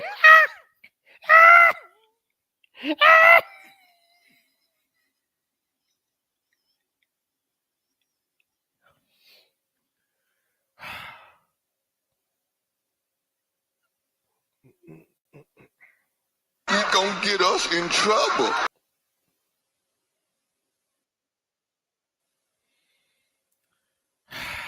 The truth is for everybody, but everybody might not be for the truth. Hey, Mac Feasy. Help! Sick! Help! Sidney Jackson said, a low country boil is usually on the menu for the new year for us. That sounds good. That sounds great, actually. Matter of fact, let me make sure I do you right, sir. Pause. Amen, preacher. Now, back to Mac Feasy. Sick! Help! Sick! Help! The key to getting your roux, the Yafet Kodo color, is to keep stirring it at high heat, then gradually lowering the heat to medium as it gets darker and darker. Yeah, that's what I do, sir. That's what I do. But I was just checking because for me, you can't do that in 12 minutes. So I'm just telling people that for me, when they tell you that in certain directions, that's a lie. It takes longer than 12 minutes to get your roux a proper color. But yeah, that's what I do. I mean, that's kind of a basic cooking thing, but you're 100% right. You start out at a high temperature, get it going, and you work it down as needed. You know what I'm saying? And maybe I'm dropping my temperature too quick, but it definitely takes me longer than 12 minutes. But yeah, I start high and work my way down. The Yafet Kodo color. Mac Feezy said the shallots were basically a background player in a meal. It's there, but it blends into the meal seamlessly. Okay. So maybe shallots will be my compromise when I'm making meals for other people. And I'll make a small batch of something, maybe use a shallot and figure it out. But I was like, is that a shallot? She said, yep. I said, okay, I'm about to figure that out. I said, is this a shallot? I said, this is hysterical. I said, one of my listeners was just telling me that I might be able to deal with a shallot that's a less potent, quote unquote, onion. I told him to get the fuck out of here, but I guess I'm about to find out. But yeah, in the risotto, it blended in, sir. It was the background singer that understood their job and their assignment. They weren't trying to sing lead. Mac Feezy said, I personally find yellow onions too spicy and overpowering in meals. It's why I prefer milder onions. Okay, sir. Okay. JBJ saying, and you know what? And again, to me, the milder onion. And again, you're right. It's just me being the onion hater that I am. What I want to say is sick help. Sick help. But what I should say is the truth is for everybody, but everybody might not be for the truth. JBJ said, quote, Starbucks snob. You hypocrite motherfucker. Go to hell. Go to hell. Go to hell. Go to hell. Go to hell. Hey man, I'm a Starbucks snob. How does that make me a hypocrite? You know what's funny about that is some of you are Starbucks snob and you don't want Starbucks snobs and you don't want to admit it. That's what's funny about that. Go to hell. What's up, man? I'm cool. You need anything? Fine.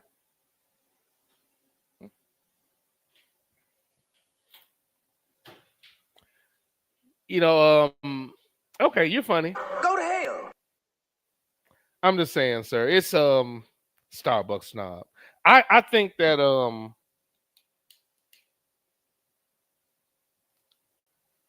well, the thing about it, and I'll admit that I'm one, but what I will say is that it was funny to me when I found out later on that a lot of y'all were Starbucks snobs and you just didn't say anything. You just left me hanging out there by myself like it was just me.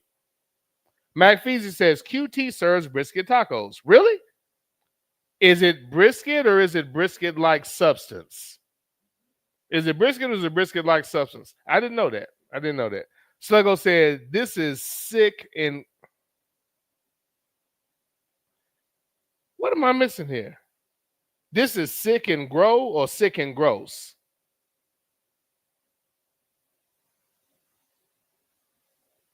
This is a sick and grow. You must have had, hey man, retype that. I didn't know that, Mac Feezy. QT serves brisket tacos.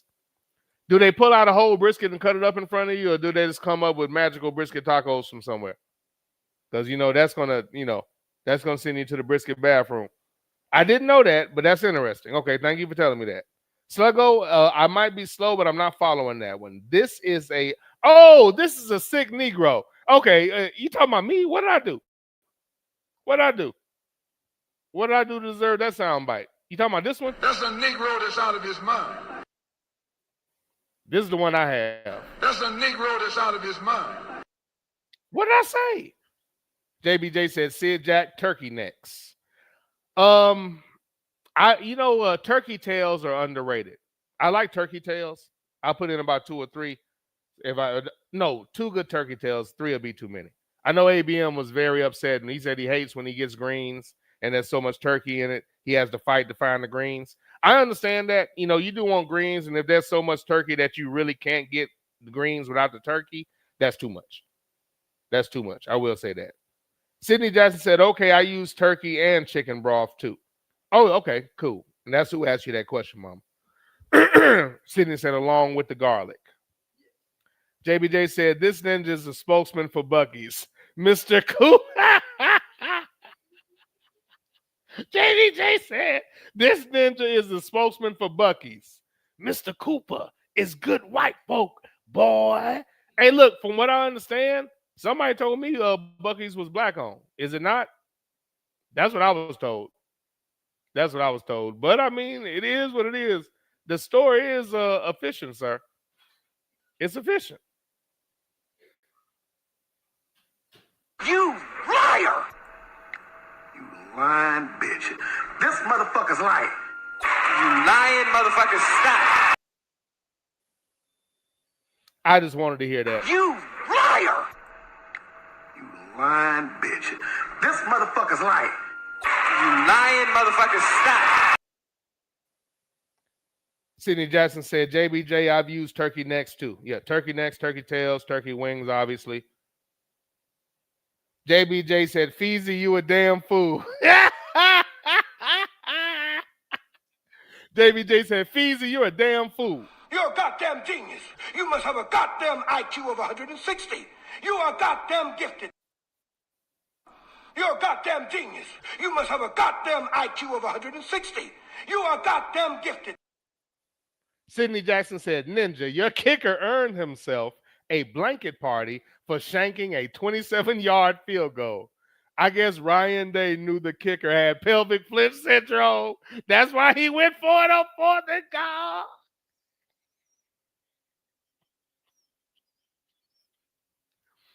The pelvic flinch killed us at the end of that football contest, sir.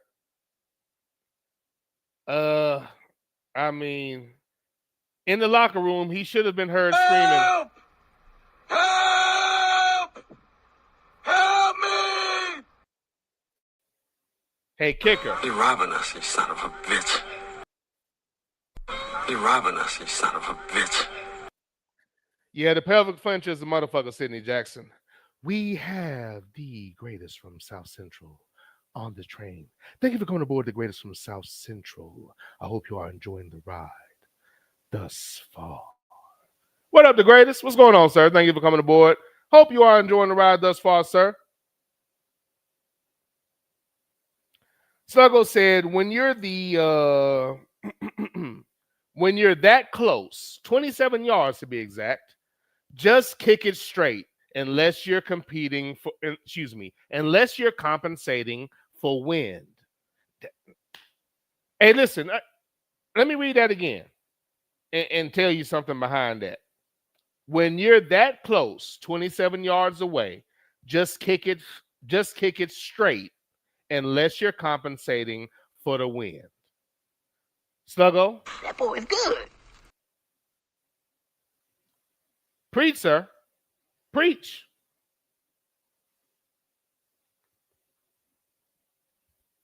My best friend was kicking 45-yard field goals in high school, nigga.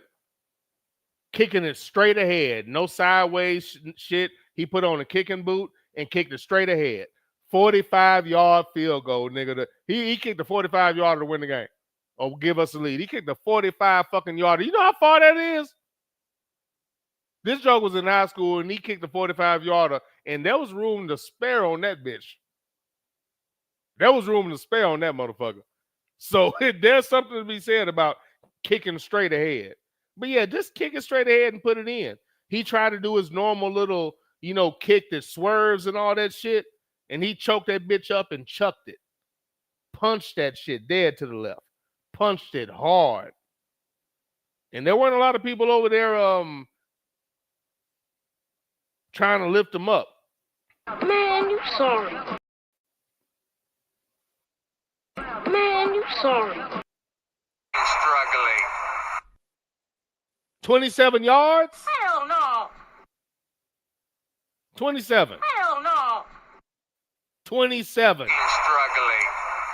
Struggling. Man, you sorry. Hell no. 27 damn yards is crazy. The greatest laughing at lemon booty. That is I got that from Bomani Jones. That's not mine, but that is easily the second worst. The only reason it's not the worst is because the other kicker did it. Now the other kicker, you know what? I take that back. Well, wait a minute. No, the other kicker was worse because he chucked his to the left as well. They both choked. They both choked. They both choked because it wasn't. It would be different if it was. The only reason his kick wasn't worse is because it was so close. But the other dude's kick was so bad that we didn't even get the benefit of that anticipation. It was so bad that as soon as it left his foot, that shit was heading towards Georgia's sideline. So there was no, it's up, it's up, it's up. There was none of that. It was like he lines up, there's the kick, and that's not even close. I mean, instantly, as soon as that touched his foot, all hopes were dashed. And homie just chucked it because he had that natural kick that kind of, if you play golf, you might have a nice little left to right. He had a left to right on his kick. He had a left to right, but because it was that moment, he got nervous. And shit, hell, he's damn near close as a PAT, so I don't know what his problem was, but at any rate, the greatest says, oh, I need to turn the game on. The greatest says, I need the Chargers to win tonight. Okay, McPherson said it's actual brisket. Okay, cool. I did not know that. I didn't know that. Okay. I didn't know that. Good to know.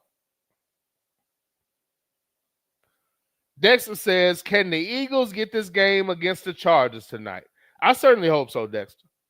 And that's when the greatest says he needs the Chargers to win. Oh, you're a Dallas fan. You're trying to, of course. Sluggo said, your Starbucks take is why I said that, sir. Oh, I'm a sick Negro because of my Starbucks take? Okay, sir. Do what you do. Do what you do. Sidney Jackson said, let me see what my Eagles going to do tonight. No Jalen Carter. It's been an adventure every game with this team. That's true. Y'all, Sidney Jackson, I finally heard one announcer say it. Your OC is absolutely horrible. He said, man, I don't know if they need to fire the OC or, I'm glad somebody said it, but the OC is terrible. And it's like people aren't saying anything. The fans can see it. That's why they egged this house. Now, of course, that's taking it too far, but at least the fans recognize what the problem is. That OC is terrible, and they're giving him a complete and total pass, but you microanalyzing Eric Bieniemy, Super Bowl champion. Multiple Super Bowl champion. Do you think? I mean, that motherfucker sucks. Sidney Jackson said, never seen someone kicking a... Sidney Jackson said, never seen someone kick a lateral before. The kick against Georgia went horizontal. It did. He kicked it like directly to the left. And I know what happened is it's the same thing that happens when you get your body in the way of a golf swing. You don't leave enough room for you to swing. Therefore, you compensate. And the only thing you do is come around and just pull the ball. He stuck his foot out so far trying to plant it and dig into the kick that he didn't give his body any room to come around, and he overplanted. And when he did that shit, he didn't leave any room, and that's why he sliced the ball directly to the left. And that's what homie did. I mean, that was a serious, but Bomani Jones said that, and I died laughing, but that's his. He mentioned somebody having the worst onset case of lemon booty in the history of sports. So for me, those two kicks are the two worst onset cases of lemon booty I've ever seen from an Ohio State kicker. Easily, hands down, not even close. Sad but true. Let's get into it, man. Hope y'all enjoyed your Turkey Day. Thank you for the information and the takes, the information on what y'all are going to do for Christmas. I'm thinking Christmas-wise, menu-wise, especially considering, man, it's probably, unless my sisters come by, some hell, it's just gonna be me.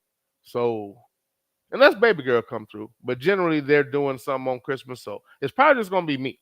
So I'm not gonna make too much, and it depends what's on that day. Do we got football? Am I zoning out on a movie? I don't know. I'll figure something out. But honestly, beer battered cod sounds good to me because that was gonna be my Christmas present to myself. I was gonna go get a case of cod. and just eat that shit on occasion. But I found a place that sells it by the case. I was going to get a case of cod. I'm thinking beer batter cod and something. I'm not going to do fries. That's too much gluttony. So I'm thinking beer batter cod and something that, beer batter cod and something else. I don't want to go salad, greens. I don't know. I'll figure it out. I'm thinking something like that. Or some type of soup or gumbo. A good beef stew, perhaps? Ooh, it's probably going to be cold. A nice beef stew? Or chicken stew with the thick broth? Perhaps I'll do taco soup so y'all can tell jokes. I don't know. I could do something simple like that. I may do that. That would be good and simple. Nice and easy, not a heavy meal. I may do that. That sounds good. I digress. But Ohio was cool. Turkey Day was cool. Let's get into this football. And again, shout out to legal states. The multitude of cannabis stores. Ridiculous. Utterly ridiculous. A multitude of cannabis stores. A multitude of cannabis stores. Ridiculously so. I was like, damn. All right, man, let's get into this. College football. Championship Saturday. I just spoke about Ohio State. I won't talk about that anymore. I spoke about what happened in that game, why we lost. But again, if Julian Sand was that guy, he would have made that throw. The running back was right there. You could have ran. If you wanted to give it to your buddy, the tight end, as soon as you came out of that damn roll, as soon as you came out of that damn fake, and you damn pivoted, as soon as you made that pivot, sir, you should have been looking for the tight end, and the instant you saw his shoulder pad, you should have fired that ball in. But that second and a half you waited, that was no longer there. I don't know why he didn't get that shit at 27. When I went back and just looked at because I was kind of melancholy at the time. When I went back and looked at the replay, I said, what the hell were you looking at, dude? At any rate, opening game of the day. The Big 12 championship, correct? Texas Tech taking on BYU. And Texas Tech basically removed the condom and gave BYU a very un-Mormon-like treatment. With no lubrication, no reach around, they basically gave them the Republican and or the Trump. They gave them the Trump treatment, the Weinstein treatment, the Epstein treatment. They gave them the Sandusky treatment, and they, again, didn't offer comfort, a shoulder rub, reach around, prophylactics, or lubricant. Texas Tech took BYU to the woodshed and sent them on their Mormon mission earlier than expected. Good game by Texas Tech. That was what we label in the business as an ass whooping. BYU. Man, you sorry. They bent y'all over twice. Man, you sorry. Twice. Man, you sorry. Coaching staff. Trainers. The people that wash the uniforms. You rotten bums! You're all garbage! All of you! One more for you. BYU. For such a terrible showing that allowed, I guess, Miami a slot that left you out. You had an opportunity to win that game and put yourself in. Texas Tech was in. You simply would have put yourself in this tournament, and you failed. You, unfortunate. What's the letter? What's the letter? What's the letter of the day? The letter of the day is L. BYU's quarterback, Backmeyer or some shit like that. 16 for 27, 115 yards, no touchdowns, 2 interceptions, 2 fumbles lost. Oh, you almost had it. You gotta be quicker than that. Man, you sorry. Man, you sorry. Man, you sorry. What was that? Let me repeat that. 16 for 27, 115 yards, no touchdowns, 2 interceptions, 2 fumbles lost. What was that? What was that? What's the letter? What's the letter? What's the letter of the day? The letter of the day is L. No wonder y'all lost. Morton, the quarterback for Texas Tech, 20 for 33, 215 yards, 2 touchdowns, no turnovers. That helps. Over 100 yards from 2 different running backs. I'm sorry. Combined, 2 different running backs, well over 150 yards. Solid attack for Texas Tech. Started slow, but once they picked up their rhythm and their offense started rolling, it was Christmas. And at that point, the defense picked up and started putting pressure on the BYU quarterback. Hence him having 2 interceptions, 2 fumbles, 4 turnovers overall just on him alone. And this is why BYU has taken their Mormon mission earlier than expected. They were struggling.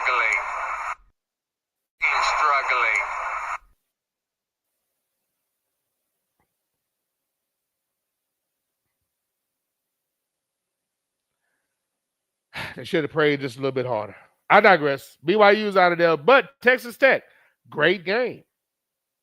You showed up and did what you were supposed to do. You got yourself a top seed. You have a bye. You are in the tournament, and you are favored and being spoken about highly by a lot of individuals. I'm on a wait-and-see approach because you're in the Big 12, but you allegedly have good pass rushers. You have a productive offense and system, allegedly. I haven't watched you this year. I can't give an intelligent opinion about what you're capable of based on one football game against the Mormons. But I am looking forward to you playing and seeing you in the spotlight and getting your opportunity. And that's the great thing about this system. As many complaints as I have, I remember when there was an even more inadequate and insufficient system. And with all of its flaws, with all of its blemishes, with all of its warts, with all of its craters, this is still hands over heels better than previous systems used in the past with all of its flaws. Nice win for Texas Tech. Great job by their quarterback, their running game, their offense, their defense. Overall, great team win. Themselves, their coaching staff, and everybody showed up to play. Texas Tech. That boy is good. Coaching staff. That boy is good. QB, solid game. That boy is good. Running backs, way to share the load. That boy is good. Defense, way to cause multiple turnovers from the Mormons. That boy is good. Them grown men, they making nervous. Damn near, they probably averaged 24 at BYU, and that was way before the portal. That boy is good. Great job by Texas Tech. Great win. Enjoy your bye. You earned it. BYU, by the end of that game, grabbing their ankles, screaming. Help! Help! Help me! I remember hearing at one point in the season, hands down and obviously, BYU, one of the top teams in the country. I'm very impressed with them, and obviously they'll be one of the teams going to the playoff. I'd imagine they're going to win the entire Big 12. You liar! You lying bitch. This motherfucker's lying. You lying motherfucker, stop. This is like getting like a heroin fix. Didn't realize how much I missed this shit. But I've just been a tad bit busy. Other times I was lazy and made the choice. But once again, I was jonesing. That shit that's got me, man. I don't got no control over it, man. I try to kick, man. That shit just be calling me, man. Be calling me, man. I just gotta go to it. Need help, man. I'll speak about the games that I saw. Already spoken on Ohio State. Won't do that again. Georgia and Alabama. In this particular SEC championship, which is essentially a home game for Georgia, no excuses saying what it is, Alabama took an ass whooping. Man, you sorry. Now, I'm just speaking about this game, and I'm keeping it in context for this particular game, for this particular football contest, from a coaching aspect. Man, you sorry. Defense, I didn't think played terrible, but you can't keep sending them back out there. You can't continue to send them back out there. You just can't. Offensively, the quarterback simply had a bad game. And without the ability to make those throws, and with him getting pressure and appearing to look like a deer in headlights with happy feet and wide open eyes in that particular football contest, it led to a subpar performance. But let me say this, and let's just talk about this game. In this game, Georgia simply played better. They dominated. They won the game. It's that simple. Georgia played better in this game. But I'm almost certain I saw Alabama beat Georgia earlier in the year. I understand one happened a little more recent, but it's hard for me to penalize a team that they lost, yes, but they beat the same fucking team earlier in the year. So they have a loss against Georgia, a team they beat in the regular season, and they made it to the championship game. I don't think that's something they should get punished for. Now, in this particular game, they took an ass whooping. But regardless of the ass whooping, Alabama's done enough to get into the playoffs. I'll go ahead and bring that up right now. They lost to Florida State at the beginning of the year, first game of the year. And Florida State in that game did not play poorly. They probably played their best game of the year. Ty Simpson missed a lot of throws. And they got a little bit of pressure on him, if I remember correctly. But he also had a lot of time, the majority of the time, to throw the football. They lost to Florida State. And after that, they didn't lose again, playing tough game after tough game in the SEC until they lost to Oklahoma. They lost one game in the SEC, and then they lost in the SEC championship to a team that's getting a bye in the fucking tournament. As much as I hate Georgia, they lost to Georgia, a team they beat once. So maybe you can harp on the Florida State thing or the Oklahoma game and how they looked. And in the Oklahoma game, they had to turn the ball over 3 to 4 times for Oklahoma to barely win. So again, I don't know what the conversation was, but any question about Alabama being in the tournament, I think is wasted breath. I think they're one of the better teams in the country, and they did enough for me to be in. It's not even a question. Early loss to Florida State, running through the SEC, losing in the end of the year to Oklahoma, and losing in the SEC championship. I'm not tripping on that. So good year by Alabama, and I'll have something to say about the tournament positions and where we lie. But just speaking about the championship games right now. Now, when I speak about Duke and Virginia, I'm speaking about this from a place of somebody that didn't really watch it. I was locked in on our game, obviously. I was locked in on the Ohio State game. So Duke and Virginia, I was not locked in. I was catching it every now and again. Duke pulls out the win in overtime.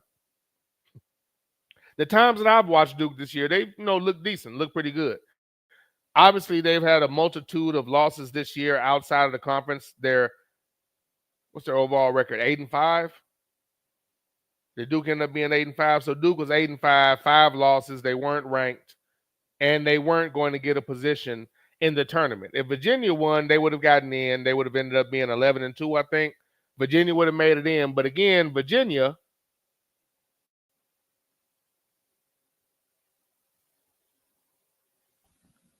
choked that shit away. That was their opportunity. They had an opportunity. Virginia had an opportunity. They choked it away. Duke played a solid game. And I think if Virginia had a difference maker at quarterback, it might have been just enough to put them over the top. But Duke played good enough ball, and or Virginia didn't play good enough ball to make that happen. Duke wins the ACC championship, and they get nothing for that. Maybe outside of a bowl bid, I'm assuming. I'm assuming somebody let them play in a bowl, but they're not going to be in the playoff. And I would say, I guess deservedly so, but there's something to be said about they did win their conference. And again, if you're going to say they can't be in with that amount of losses, okay, I get it. And they're not ranked and you put these rules in place, okay, that's fine. That's fine. But when you look at a couple of the teams that got in and their schedules, and honestly, when you're talking about Duke, that shit might be comparable. So, I mean, it is what it is. It's unfortunate that the ACC champion is not going to get in. But I can see both sides of it. But congratulations to Duke. Hey, Virginia. Come on, man. Man, you sorry. Y'all choked that away. Y'all choked that away. Chance to go to the 12-team playoff. And you choked it away. Oh, sorry. That's not right. Hell no. Oh, sorry. That's not right. Hell no. Unfortunate. Nice for Duke. Not going to make it. I can see both sides of it. 5-loss team. I can see both sides of it. Like the way they did. I mean, we lost the Big Ten championship and we still got to bye because they're going off of records and whatnot. And honestly, I guess that makes more sense because I had a lot of complaints about Boise getting a bye. And just in the realm of common sense, you can't do that. You just can't. So, I mean, is what it is. So, Virginia fumbles that game after a great season. After a promising year, they fumble that game away. Duke wins. Congratulations to Duke. Once again, Duke. Great job. Great job by Duke. That boy is good. Great win. Overall team win. Great job. That boy is good. Virginia. Man, you sorry. What's the letter? What's the letter? What's the letter of the day? The letter of the day is L.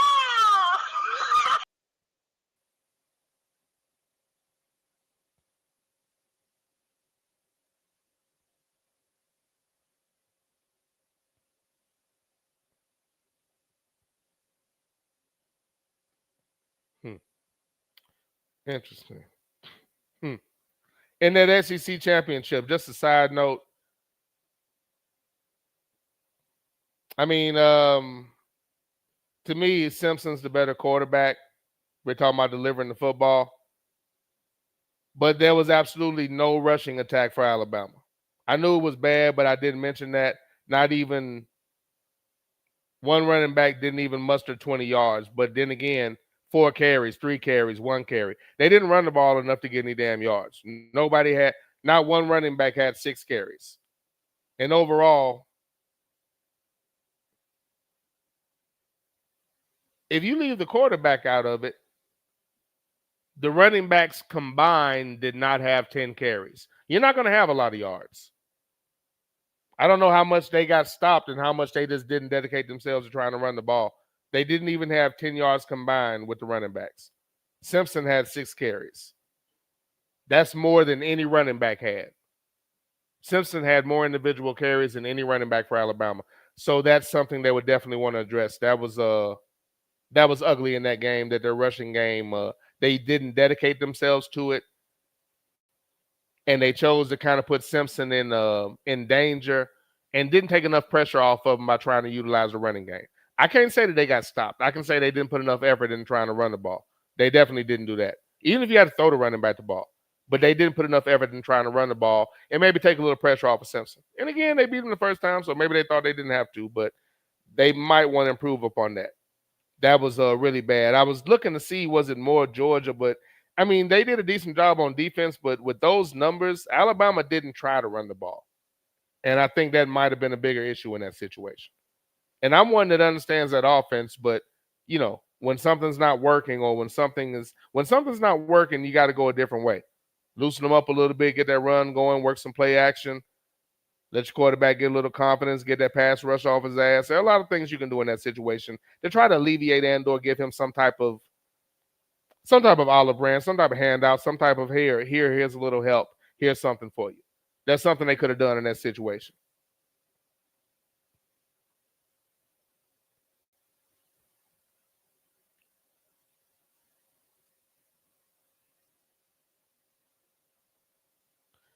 Sidney Jackson said, enough with the anthem BS. Let's get to the kickoff. Sluggo said, on your recommendation, I'm eating some perch for the first time, sir. I'll try cod next, but it doesn't look like your traditional fish. Perch is good, man. I mean, like that little skin on the backside, I usually just, take that off once I get done cooking it. And I usually cook it skin side first and cook that side real good before I hit the other side. It's just like everything else. I mean, recommended time generally is around 5 minutes a side. For ninjas, it's going to be a little more than that because you generally want it, a little crispier than that or whatever. So, but perch is some good fish. And cod's still probably my favorite at this point. Now that I've gotten some perch that I've actually enjoyed, I'm probably at this point, I'd say cod. It depends now. If you're talking about sea bass and all this other shit that you may get, but something I'm not finna get all the time. Because they actually have redfish in that market that I went to. They got redfish in there. And I'm tempted to get some of that. So some black and red fish, or whatever I'm going to make with it. If I go black and red fish, I'm probably going to hook up some pasta with it. But I digress. Oh, you talking about fish. But yeah, perch is good. Let me know what you think about that perch, man. Let me know what you think about that perch. I'm actually gonna make, while mom's here, we're gonna have some perch actually. I'm gonna go get some. So we're gonna eat some perch while she's here. But yeah, I'm a fan of perch, man. Now that little skin on the backside, I think most people eat it. I peel that on off. But perch is good eating. And I think you'll like cod. And if you're gonna make it yourself, go ahead and beer batter it. That's what you want to do with that. Sidney Jackson said, perhaps put in an extra tight end or fullback, and perhaps a counter. I've never seen such a vanilla run game like Phillies this year. Next time, I hope it's bricks that will be thrown at his house. Hey, man, sir, he's a OC for Philly. Man, you sorry. He's simply not a good coordinator. He's a first-year coordinator for a quarterback and team that's been to the Super Bowl twice. A quarterback that's won one Super Bowl and been to two and played great in both. And you have some OC coming in, dumbing down the offense instead of coming in saying, Mr. Hurts, what do you want to do? That's absolutely crazy to me. I'll never understand that. Sidney Jackson said, I missed the entire SEC championship game. I had to take baby girl to a birthday party. Ooh. And you had a birthday party and they had the audacity not to have the game on. Boy, hey, listen. The birthday party for my godmom was from like 4 to 7. It was just a terrible time. And mentally, I wasn't there. And I just ended up, just being stuck on the TV. I really kind of meant to get up and make an appearance. But, man, that was bad timing on Championship Saturday. And, hell, most of the games were decent. Most of the games were pretty good.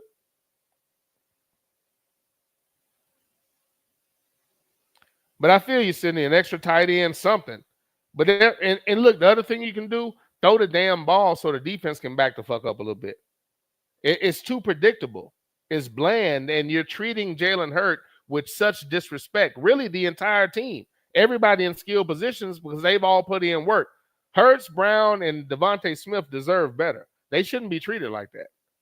And that's the part that I don't think is getting. There's not enough criticism of that. They have no business being treated like that. That shit's crazy.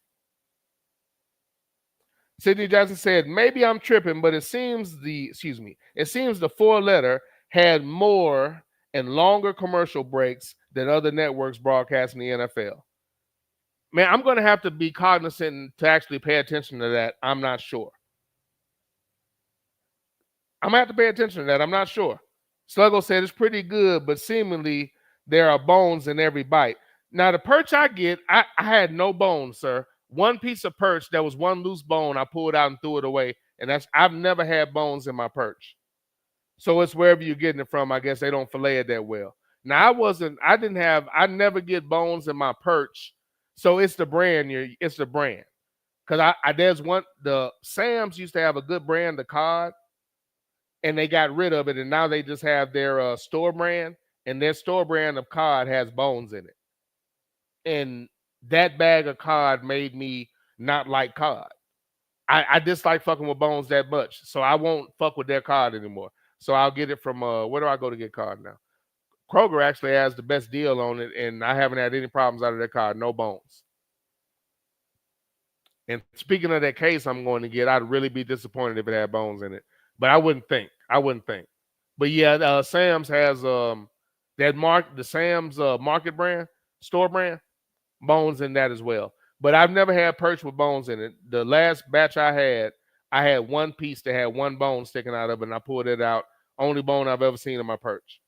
So I would say that the particular brand you have is probably why you have bones. If you get a different brand, you're probably not going to have bones. I've never had bones in perch before, but yeah, perch is pretty good.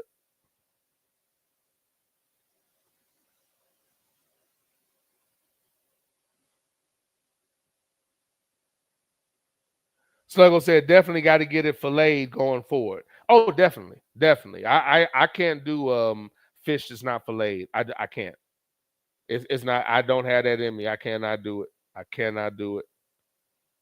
And this is the Underground Railroad Show, hosted by your boy that Ninja. Thank you for coming aboard and rolling with me. Excuse me as I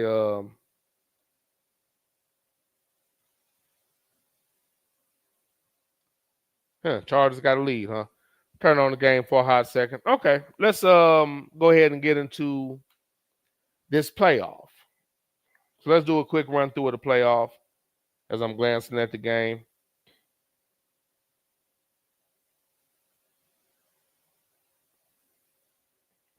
And a quick pause. Let's see. Let's go here. What's the first one I want to discuss? Ooh, and that's wrong. Let's go here. All right.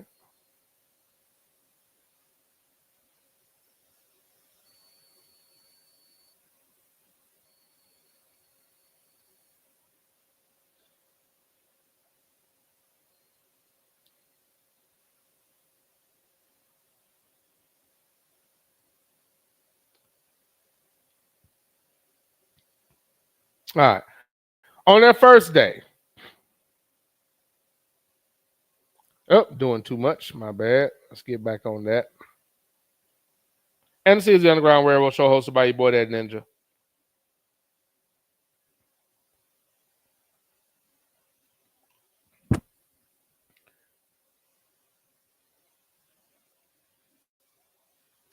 Texas Tech, Georgia, Indiana, and The Ohio State University earning first round buys. The games we have to look forward to. And let me just prefix this by saying that I do think it's a good thing that we have 5 SEC teams in it. I think that's going to make for better football. I didn't really care for seeing the SEC teams play each other in the very beginning. Didn't really care for that. Don't really care for that, but it is what it is, I guess. So we have Alabama taking on Oklahoma in the first round. 7 o'clock game. On Friday, the 19th of December. They have the whole floor to themselves. On Saturday, December 20th. Hold on one second. My apologies for that. Turn that damn heat down. That shit kicking. All right. Alabama taking on Oklahoma. Friday the 19th. On the 20th, we have Miami taking on Texas A&M at 11 o'clock. Ole Miss taking on Tulane. Tulane, who made it in, 2:30. And James Madison playing Oregon at 6:30. Interesting that Miami and Texas A&M are playing at 11 o'clock, considering the rest of the matchups. That is interesting, to say the least. All right, let's get into these games. Now, I could talk about whether Tulane should be in James Madison. I'm just going to deal with the games on their face and, what's going on right now with the games. And I'm pretty sure I'm looking for the tower that I think I have in here. There it is. As a matter of fact,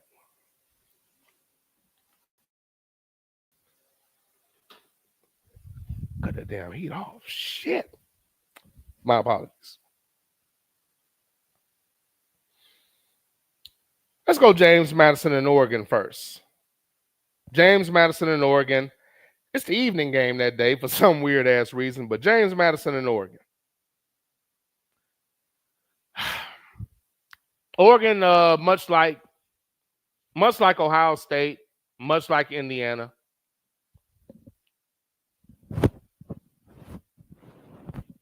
a pillow soft schedule. And I would say Oregon's schedule is just as weak as ours, just as weak as Indiana's.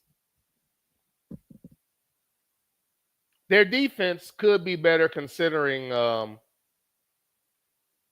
their head coach specializes in defense. Their defense could definitely be better. I expect Oregon to pull this game out with talent, definitely pulling away in the second half. I think James Madison has a chance to move the ball offensively a little bit early in the game. But I think talent will prevail and Oregon will win in the second half and, run away with talent and whatnot. But I don't see a dominating defense from Oregon, even though their coach is considered to be a defensive guy. I don't consider them to be a team with a dominating defense. I really don't. So I think early on, James Madison may have some offensive success early on.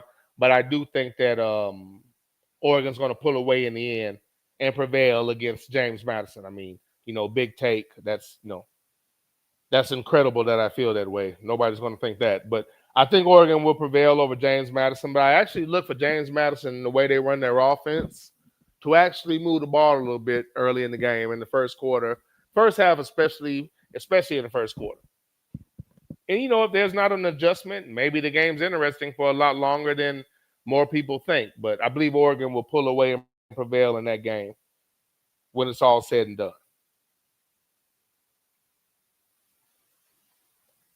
Ole Miss taking on Tulane. I'm getting both of these out the way, and a lot of people looked at this like they're essentially getting buys, and to a degree, I think they are. Neither one of those teams should lose to those squads. I don't think Ole Miss is going to drop a game to Tulane. Ole Miss's defense could be better, but again, with the time off, time to scout, coach leaving, I believe the team believes in themselves because they're a damn good squad. It's going to be interesting. I mean, because I think they just promoted the D coordinator. Who knows? And now if he comes in and scales back the offense and doesn't allow them to play and plays close to the vest, and if he does that and just kills their year, it could go bad. But if they continue to play offense aggressively like they have and pick it up on defense just a little, it's going to be interesting. I think Ole Miss is going to handle Tulane. I don't think they're going to squander this opportunity. I think they're going to prevail and handle Tulane. I won't bother with scores, but in those two games, I think they're going to go as expected. I just think that James Madison, maybe early on, can do a little bit offensively before he gets shut down. And I'm just saying that because I haven't been overly impressed with Oregon's defense, considering they have a defensive coach. Miami taking on Texas A&M. Miami did work their way in. I think this is a bad draw for Miami. I think that one loss from Reed at the end of the year in the SEC, even when he was undefeated, no real respect for the Heisman. And regardless of what you think about Texas A&M's schedule, you can't call it weaker than ours or Indiana's. And you were considering both of those quarterbacks. I think Reed has been disrespected to the utmost if we're talking about what that team has accomplished on the field. Undefeated in the SEC, and they still really weren't. It's like they mentioned him because they had to. And I don't think the committee could have been happier when he lost and they just threw him completely out of the race. But to me, that's still crazy. You lose one game at the end of the year, you're done. I think Texas A&M is a solid team, very good defense. And they're going up against a Miami team that I think has more talent than it did last year with Cameron Ward, but they don't have Cameron Ward at quarterback, and he's not walking through that locker room door. Texas A&M's defense is going to be in Beck's ass, pause. And I think that pressure is going to cause him to look like Carson Beck. I think Texas A&M is going to beat Miami. I don't think Miami's a better team than them. I think Texas A&M is actually going to handle Miami, and it's going to be a difference of talent, the dog fights that they've been in, and probably the disrespect they feel at this point, being that they've lost one game that knocked them out of the SEC championship and has essentially made them the forgotten guy, the forgotten team, an afterthought, if you will. Alabama taking on Oklahoma. Oklahoma played a very good game against Alabama, but keep in mind it took 3 turnovers from Alabama for Oklahoma to barely win that game. 3 turnovers, maybe 4. And this is what I'll say about every game, and I hadn't mentioned that up to this point, including this game, but especially this one.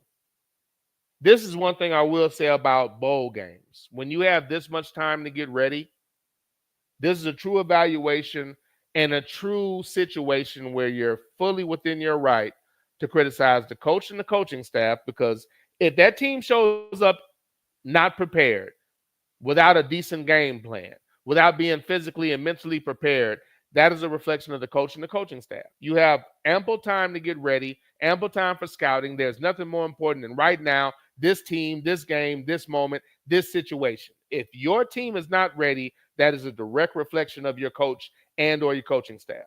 So if Alabama shows up without the proper game plan, without the ability to adjust, without being once again, Oklahoma didn't do much on offense. The defense just needs to do the same thing. The offense just needs to not turn over the ball, and they'll win. The same way people said it's hard to beat the same team twice when it came to Alabama and Georgia. Does that apply in this situation with Oklahoma? I know it took turnovers for them to win last time. I expect Alabama to make improvements and to come out playing good ball.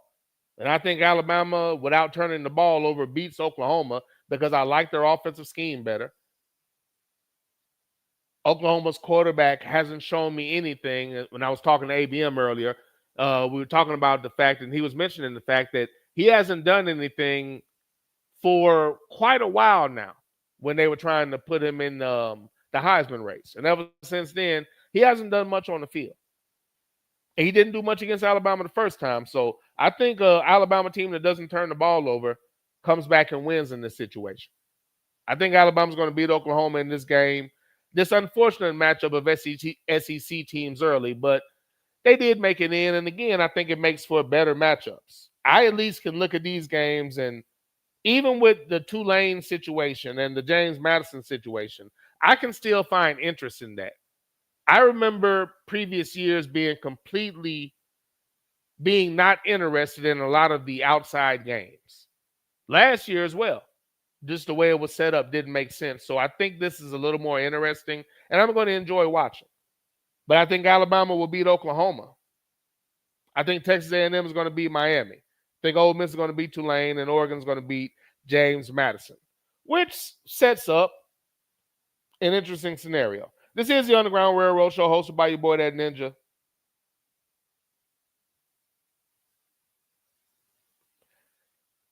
Looking at this, I have a few thoughts.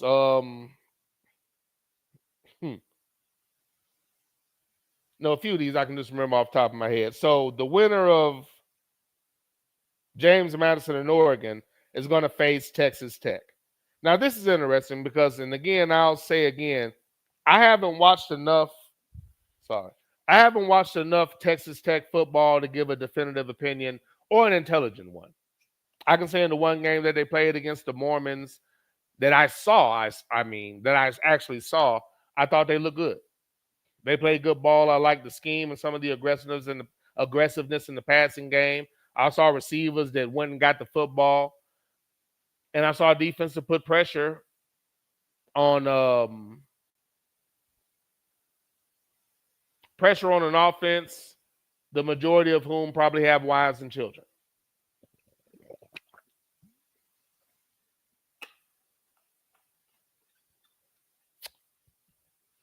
Yes, it's cucumber and lemon water. So in the matter of James Madison versus Oregon, I think James Madison has a chance to just do a little bit offensively. Oregon will prevail in the second half, in my opinion,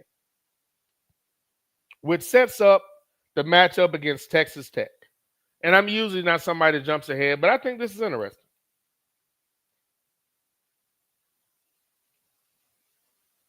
I think in every single situation, and this wasn't necessarily the case in previous years, but in every single situation, last year, but in every situation this year, I believe that the team that I think is going to advance has an opportunity to knock off the team that had to bye in every situation.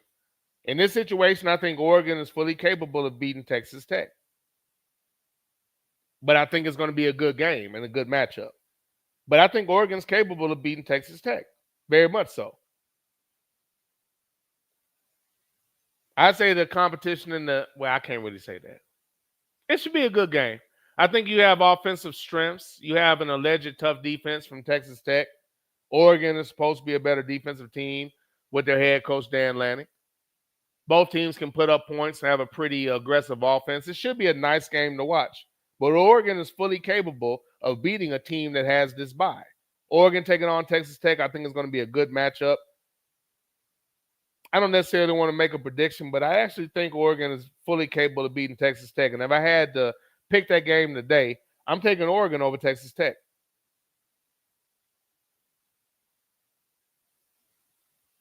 I think offensively they can put up just as many points.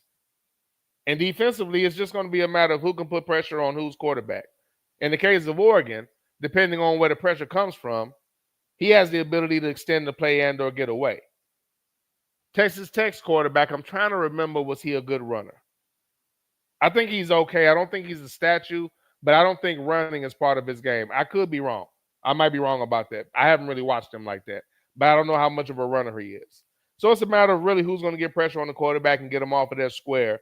But I think Dante Moore is a little bit better getting off his square than my man at Texas Tech. But again, I'm saying this not based on – I haven't watched him, so I'm just talking.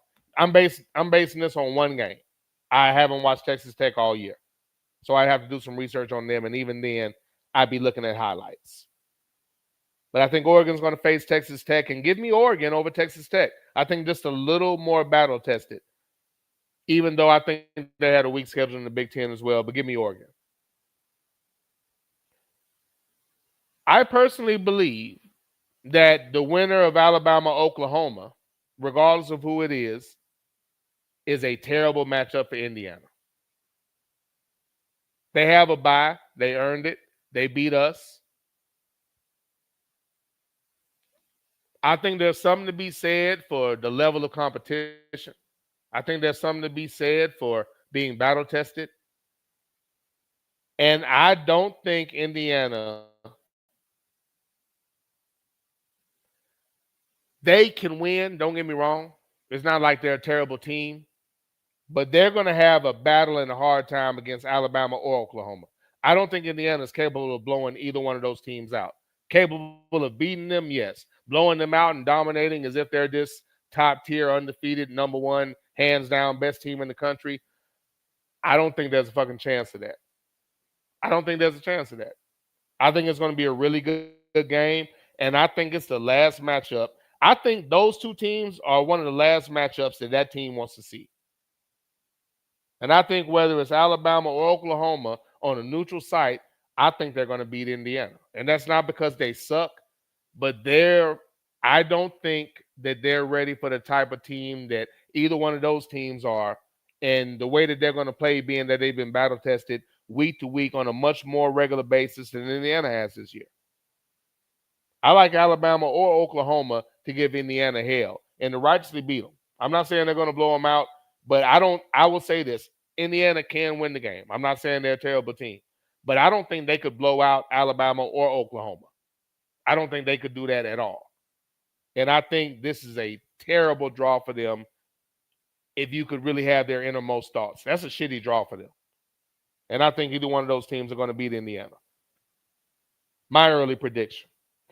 Ole Miss, I believe, is going to beat Tulane, and they have to once again play Georgia, who, again, can't stand them, but they're a damn good team, and they always improve and get better towards the end of the year. Solid defense, running the ball, timely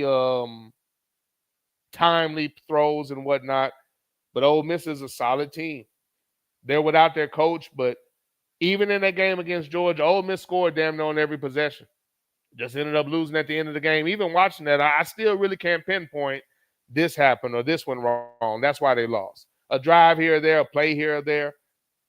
Maybe I felt, okay, there could have been some interference here or some holding there, but overall, just a nice back and forth. It's going to be a good game. I hate these two teams are playing each other again somewhat this early, but again, Ole Miss is fully capable of beating Georgia. That's what I really like about all of these games. I think in every second-round matchup that I think is going to happen, either team could win. And in some of these cases, now the Ole Miss-Georgia game, that could go either way. I hate Georgia, but I can't just say they're going to lose. That'd be a lie. But I think Ole Miss is more than capable of beating them. I definitely like their quarterback more. It's just a matter of them making a few more plays on defense, getting some stops in, and continuing to move the ball on offense. If they can protect their quarterback and just not get them in a dire situation, because they can buy time, they can move, they can extend the play, they can run. If they're just not getting a zero blitz with absolutely no time to make a decision, those quarterbacks should be able to move around and do something. I mean, it's going to be interesting. It's going to be a damn good game. And I'd love to see Ole Miss beat Georgia, which, again, they're capable of doing. It's just going to be a tough game. That's a tough-ass matchup in the second round. So that's truly going to be a tough game for both teams. I'd love to see Ole Miss pull it out, but I can't call it on that one. Give me Ole Miss because I like their quarterback more. But Georgia's defense is definitely better. Ole Miss hasn't played that type of defense all year, not the type of defense that Georgia's capable of. Now, with that being said, Ole Miss took the ball up and down the field on them like it wasn't shit. So, I mean, we'll see. We'll see. It's going to be a good game. I'm pulling for Ole Miss, but I can't just say they're going to win. That wouldn't be smart. And now we have what I believe is going to be Texas A&M taking on Ohio State. Once again, in my opinion, this is a terrible fucking draw for us. Texas A&M is a terrible draw. One fucking loss in the SEC.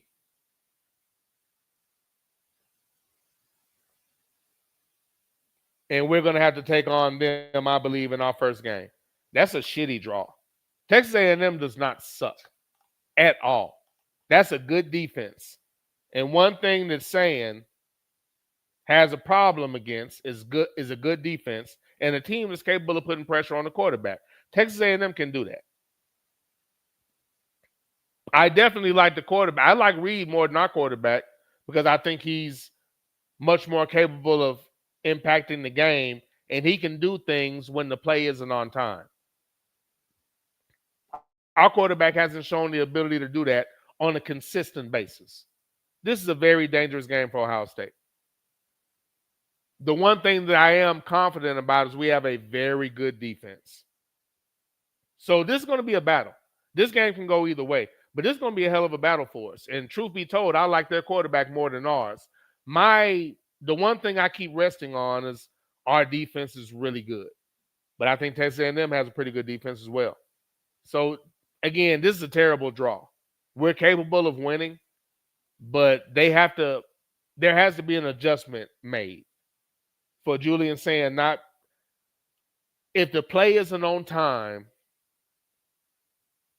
if the first read isn't there, they have to find another way to go about it, run the ball more, shorter throws, getting the ball out of his hand quickly. We have to figure things out if that becomes a problem against Texas A&M. I hate this matchup for us. I hate it. And I believe it's going to be on a neutral site, if I remember correctly. I hate this matchup. I really hate it. I'm pulling for Ohio State, but I hate the matchup. If I had to place money on it, I'm not sure where I'd go with this one. I hate this matchup. But keep in mind, I hated the Tennessee matchup last year. And Tennessee came up there and bent over before the first snap. I don't see Texas A&M doing that because I haven't seen their coach do what Josh Heupel has done over and over again. And I think Texas A&M feels like they have something to prove. They're being just written off, dismissed, quarterback getting no consideration, team not really being talked about like they're viable. I think they're going to want to come out and remind people about what they did this season and who they are. So we have to come out ready to play. And it probably was good that the coaching staff saw what they saw against Indiana, because I think Texas A&M is capable of doing way more damage than Indiana did, and we just lost to them. So I'm worried about that game. There has to be an adjustment. We can't play like we did against Indiana. We'll fuck around and get our ass kicked. We can't do that shit. So that's going to be I hate that matchup for us. I hate it. Not a good matchup for us at all.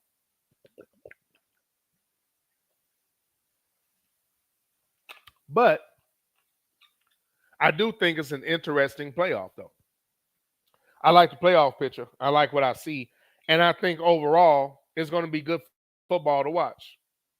So I think in that aspect, as fans, we're going to get to see some good games, some good matchups.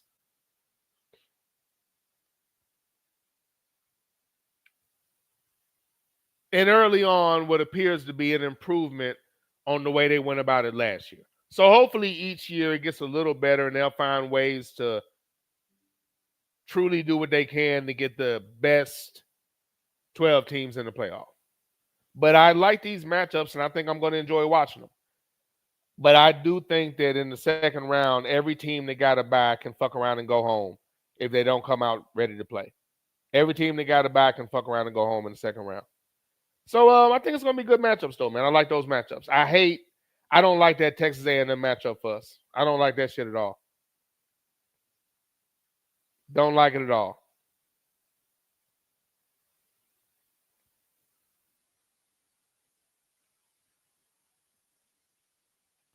JBJ says, Sidney Jackson and your coach Sirianni said he would get more involved in the offense when his ass has a background in special teams.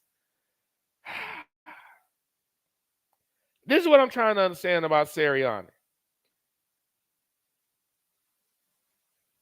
Why did you hire a first time offensive coordinator for a Super Bowl winning team and quarterback? That doesn't make any sense. Hell no! You rotten bums! You're all garbage! All of you! Nothing about that makes sense. Nothing about that makes sense. So after the second game, I've been complaining about the refs, about the OC. After the second game, it was pretty obvious how terrible he was. I'm like, why would you hire this cat? He dumbed down the offense. He's super conservative. Everybody can see what's coming. That's why it's so easy to defend the Eagles. Everybody can see what you're about to do. There's no creativity. Everything's obvious. It's just, and he's getting a complete and total slide. They've made some slight adjustments. But as an OC, he's done an absolutely horrible job. And he's getting a pass. Getting a complete and total pass. I don't get it. But if there's ever a quarterback that should get, an OC that should get fired like mid-season, that one. Man, he's terrible.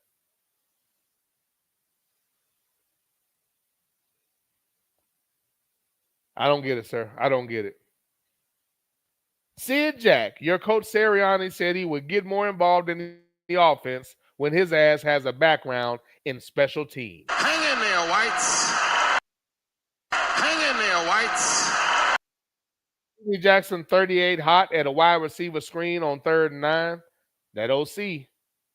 Sidney Jackson said, JBJ, Sirianni is a moron who got propped up by good OCs. Why his goofy ass wait till week 14 to want to tweak the offense? You never lied, sir, because the offensive has needed tweaking for multiple weeks. Multiple. Sluggo said, Ole Miss already boat raced Tulane earlier this year. Maybe without Kiffin, the game will be closer. We'll see. I doubt it. I think they're going to come out with something to prove. We'll see, though, because the OC was calling the plays anyway, right? So, we'll see. Sluggo said James Madison only beat GSU by 7 points. A 1-11 GSU. Let that sink in. Oh yeah, they're gonna get killed. They're gonna get beat. In my mind, I'm thinking they can score a couple points because I've seen Oregon struggle with teams they shouldn't struggle with. But we'll see. But in all likelihood, those two games and those two teams, sacrificial lambs. But the other two games and what we're going to get into after that, I think it's going to be, fun to watch, and or interesting. Fun to watch and or interesting. So it should be nice, man. Should be nice. We'll see. Looking forward to seeing it. Give me a quick pause.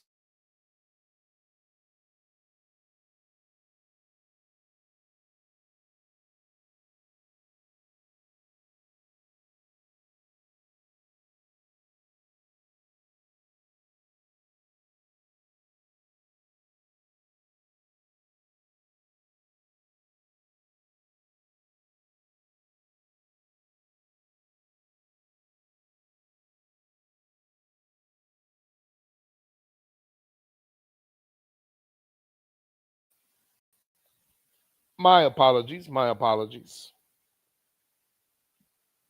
Sidney Jackson said, white privilege is Lane Kiffin, leaving a playoff team, but we'll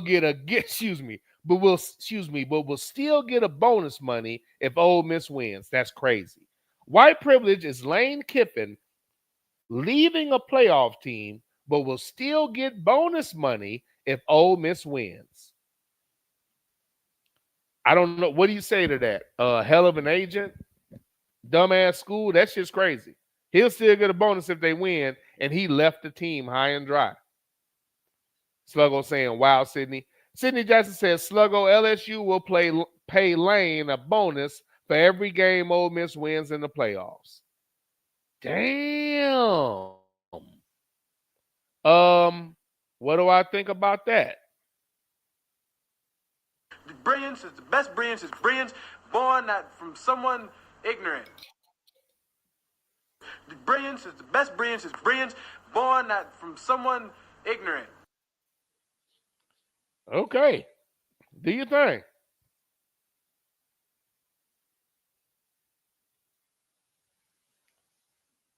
Sluggo said, damn, Sydney, that's even worse. I thought Ole Miss was paying it. Shaking my damn head. Yeah, that's crazy. Sydney Jackson says, Sluggo, yep, I couldn't believe that shit. I couldn't believe that BS. Especially from LSU, who was screaming Sisters of the Poor last week because they didn't want to pay Brian Kelly's payout. Sluggo saying exactly, Sydney. Sydney said Barkley ran for consecutive first downs on the left side of the line. So naturally, the goofy OC stopped calling runs to that side. I hope someone drives a stolen armored truck through his house.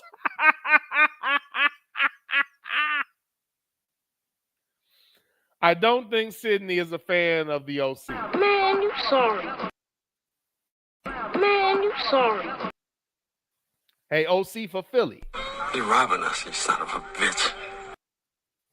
Snuggle said, are they receding after each round? Oh, are they reseeding after each round, or will it be the same as last year? I know they made some changes to the format. Otherwise, Indiana might be in trouble. I mean, I think they kind of in trouble now. They're going to get Alabama or Oklahoma. I don't think that's a good matchup for them. Sluggo laughing at Sydney. Sluggo said, does OSU still have the slow white linebackers who are still chasing Devontae Smith? You motherfucker. It seems like we keep one, but what it is we've gone with better linebackers, and now we've gone average at quarterback with Julian Sand. So it seems like it has to be one or the other, sir. Sluggo said, if I recall correctly, every team who had a bye last year got beat. Damn, I had to stop and think about that. You might be right. JBJ said, Sid Jack, LSU bent over backwards for that narcissistic cracker. I believe everyone is genuinely rooting against Lane the way he left those kids high and dry. Again, if we don't win it, I'd like to see Ole Miss win it all just so Lane Kiffin can look stupid. And so those kids can have that shit. Listen, and this too, side note. Did y'all see that brilliant commercial that they had for the Ole Miss quarterback? Was it Trinidad or something like that? I forget his last name, but they had a commercial where he was sitting around on the couch talking about transferring or getting in the portal or whatever. They said, I made my decision, I'm transferring to AT&T. And they started celebrating. AT&T came out and everything. And dude looked at him and said, AT&T? He said, yeah, what did you think I was talking about? Man, I fell out laughing. Yeah, because, the assumption that he's going to want to go with Lane Kiffin and everything. Man, I was laughing so damn hard. And I said, that's a brilliant commercial to make in real time. That was brilliant. That's good marketing right there. That was smart. If that's on people's mind, they're playing on the fact, why not play on, all the people that complain about the portal or the things that are happening. Lane Kiffin left. They played on that shit. That was funny. I said, okay, that's a nice commercial. Some of these commercials are kind of funny. And the players are getting in instead of the coaches, which is really one of the main reasons some of the coaches are mad at it, because all of those commercials used to be for them. JBJ says, speaking of all Florida fans, I hope those...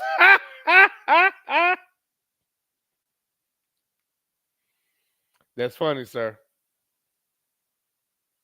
JBJ, who is a Florida fan, by the way, JBJ said, speaking for all Florida fans. I hope those white bitches get tear gassed.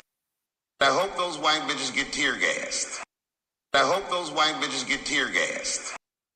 I hope those white bitches get tear gassed. I hope those white bitches get tear gassed. JBJ said, I had to speak in code because the bots blocked my shit. Yeah, I hate the fact that the chat seems to be somewhat censored, man. I'll try to find a way to rectify that in the future. JBJ, I read that one. JBJ said, they say the Colts are working out Phillip Rivers. Hey, somebody answer this for me. Why did they hate that nigga that much? Is he hurt and I didn't know about it? Why didn't they put AR-15 back in the game after dude blew out his Achilles? And now they're about to bring in an old ass cracker because they'd rather pay him? Or is he hurt and I don't know about it? What the hell is going on with that? Somebody please tell me. Maybe he was hurt and I didn't know it because I haven't been keeping up and watching news or some shit. Because when I saw he wasn't in the game and they put in some random white dude just gave the game away, I'm like, is my man hurt? Or are they really just doing this for real? I've never liked their franchise. I told you I was shocked when they drafted them in the first place and they couldn't wait for a reason. Yeah, that's some bullshit right there, sir. That's some bullshit right there. That's some bullshit. But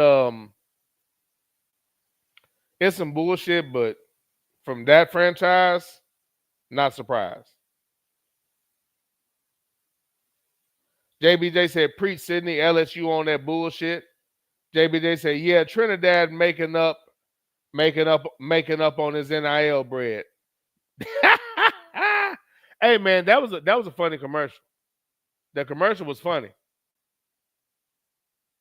Good commercial. And he got some NIL bread. That boy is good. That boy is good. Sidney Jackson voicing his displeasure. Fuck!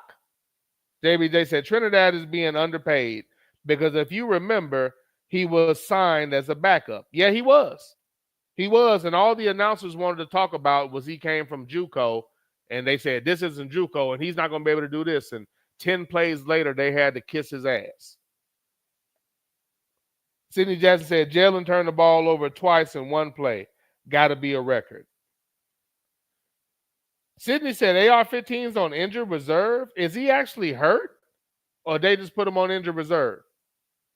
So that blind shot he took when they didn't block for him in the preseason and the motherfucker jumped into the middle of his back, he's been hurt since then?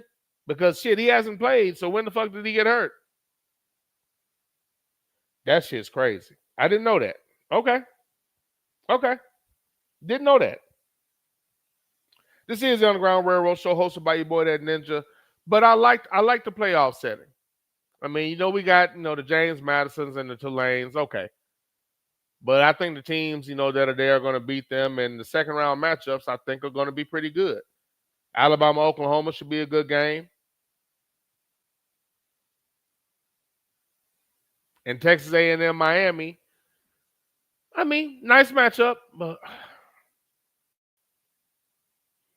I don't think Miami can beat Texas A&M without Texas A&M having a bad game or something. I could be wrong, but I don't see it. I don't think they could beat them. But we'll see. We'll see. Okay, let me ask y'all this as I gave my college football synopsis. I'm disgusted with the NFL right now. I don't even want to talk about this shit. Not even gonna front. I don't want to talk about this shit. Disgusted with it. I need to go refresh. Let me ask y'all this. And I'm not sure if I can pull it off because this system is different. I'm going to have to clear out room to make it happen. And I'm not sure how well it's going to go, but I'm willing to attempt it. Are y'all interested in continuing the Christmas Wish show? For those that are still around, let me know if you're interested in continuing the Christmas Wish show. If so, I'll make provisions and see if I can pull it off. I think I can use the old format to do the skits on and then just, download it and then put it on this format. I'm not sure how well this format is going to work for, trying to do the skits. I can try it out, but I'm not sure. So give me a thumbs up, thumbs down on the Christmas Wish show. While y'all are mulling that over, let me double check.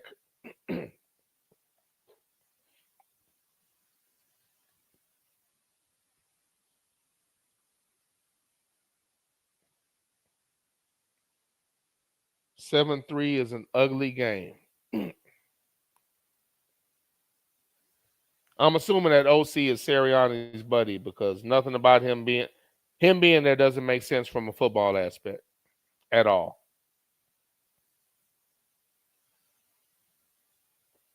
No, cover what I wanted to. Now, what was the side thing?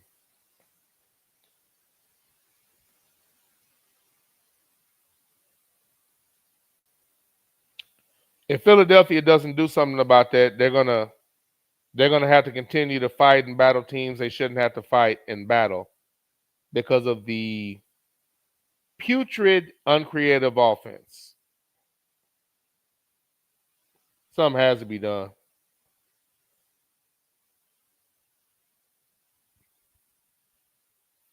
We'll see. We'll see.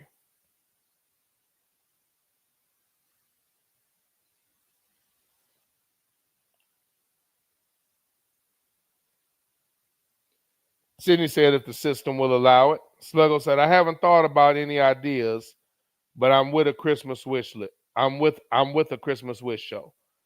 Okay. All right, so let's throw it out there. What is it? It is December 8th.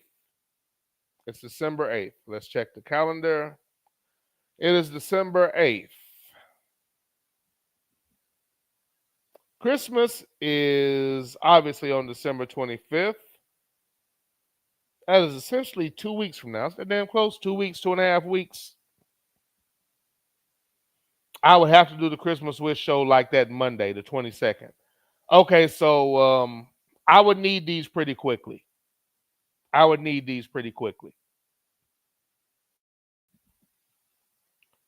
don't got a lot of work left. What is my last day? Is it that Friday?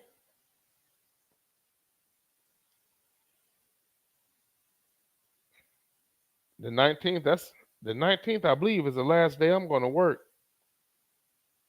After the 19th, I'm done working until like the 2nd or the 3rd.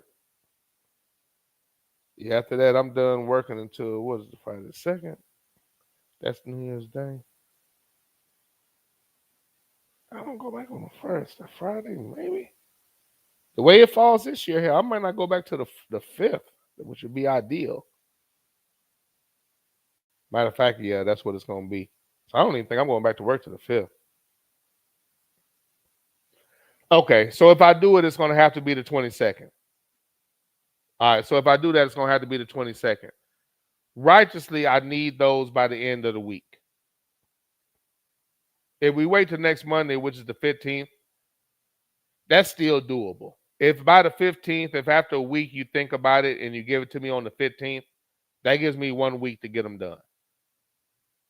I can pull that off if I get it by the 15th. And the end of the week is damn near the same. I'm saying the end of the week, so that's Sunday. Same thing. So let's just say by next Monday, if you have a Christmas wish, let me get it by the 15th.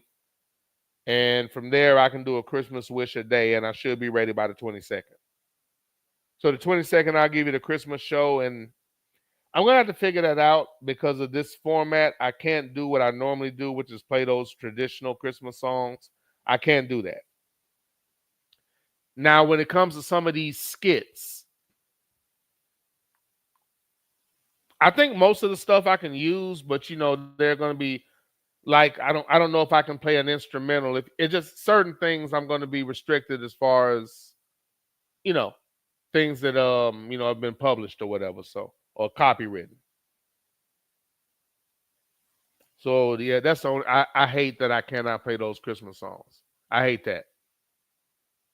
Maybe I can get away with like a short medley, like 30 seconds and keep it pushing or something like that. Maybe I'll do that. Which won't be the same. Maybe I'll run a 30-second, a quick cut of all of them or some shit. At any rate, we'll figure that out. All right, so I'll attempt to pull that off in 2 weeks. So 2 weeks we'll have the Christmas wish show. That will be the 22nd.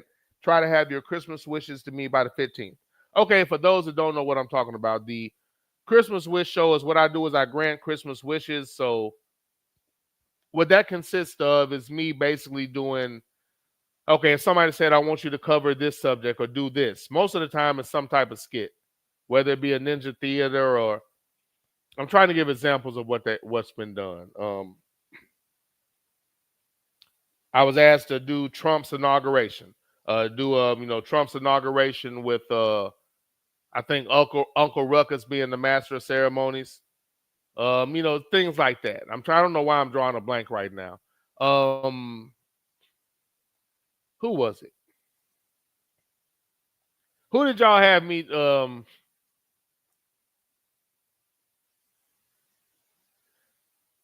Which one of y'all had me do?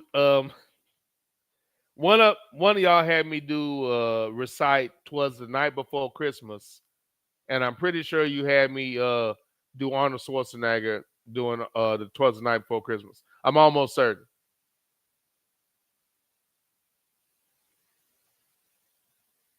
It was either Ruckus doing "'Twas the Night Before Christmas" or I think Arnold Schwarzenegger. No, it wasn't. It was fucking nigga Rivera. That's who it was. These are little show characters for people that don't. This might sound weird, but that's who it was. It was fucking nigga Rivera doing "'Twas the Night Before Christmas." That's what it was. So it's things like that. That's what the Christmas wish is. That was funny. That's who it was. It was Rivera doing "'Twas the Night Before Christmas." Even when I heard the concept, it took me a while just to stop laughing on the concept. But that's what I mean by Christmas wishes. So on the previous format, it was a lot easier to do things like that. I'm going to attempt it. I'll see if I can pull it off. It's just going to be a matter of making space, and I think I can do it. We'll see. I don't know how well it will work using this headset. I had to figure it out. I haven't really tried to do I've essentially went through this entire year and I haven't made a skit. I don't think that's ever happened. I went through this entire year and I don't know if I've picked up one new soundbite. I've only picked up maybe 4 or 5 new sound bites, maybe 6, which is crazy in an entire year. I don't think I've attempted to do any new skits or anything like that the entire year. I don't believe I have. Okay, so 22nd and let's say no later than next week, try to get those Christmas wishes to me.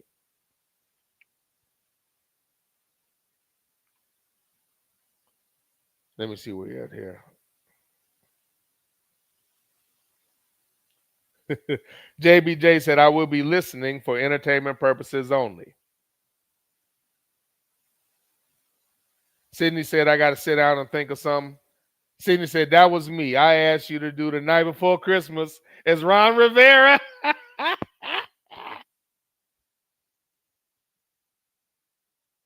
There was a couple of those I did live. But yeah, that was funny. Stereotypically. Okay. All right. So that's a go. We'll figure that out. Trying to make sure there was some kind of side thing I wanted to bring up. And man, I can't remember what it was. That's fine. Now, what I will do is for the remainder of the year, which isn't much, I will be diligent. I will at least give you the one show a week I'm supposed to, and I should mix in an extra one here and there just to make up for some things. So, that's my plan. Again, the NFL I'm disgusted with, so I'm gonna have to find some type of off-kilter subject matter, and I got to figure out my end of the year show. And I've missed a lot of shows this year for a multitude of reasons. Beginning of the year, I was moving. And then, life got in the way. This has been hands down my most inconsistent year of podcasting. It's not even close. And I apologize for that. I'll do my best to do better, or I will do better. It's just been and being busy, prioritizing, just all of those things. Sydney, great pool with the Ron Rivera doing "'Twas the Night Before Christmas." Great pool. Y'all have stretched my creative muscles in that Christmas wish show. This would only be I want to say 3rd year, and if I'm shorting it, it's the 4th year. But I think this makes the 3rd year because I want to say that y'all.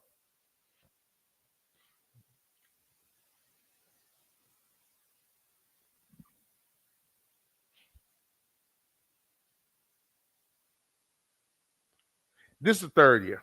I think this is the 3rd year. Now, and as a matter of fact, I should actually have.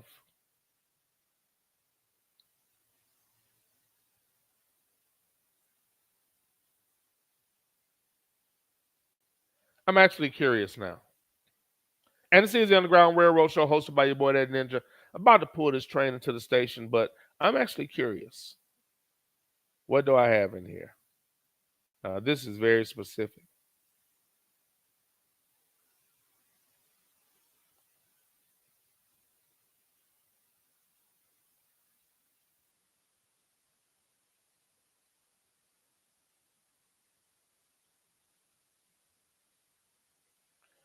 I see one Christmas wish in here. No, there are a few in here. I actually have some of these Christmas wishes in here. And honestly, I can't remember what some of them are.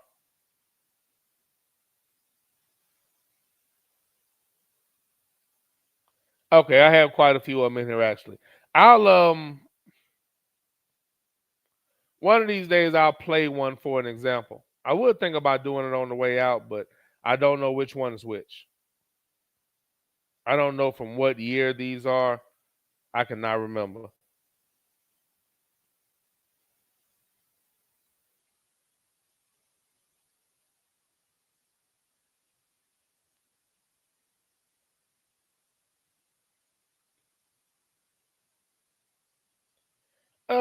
You know what? I won't do it. I won't do it. I have no idea what that is. Okay, I have a few of them. I'll explore that and figure that out. But okay, we'll do that next week. I'm stalling because there was something else I wanted to bring up, and for the life of me, I can't remember what it was. I cannot remember.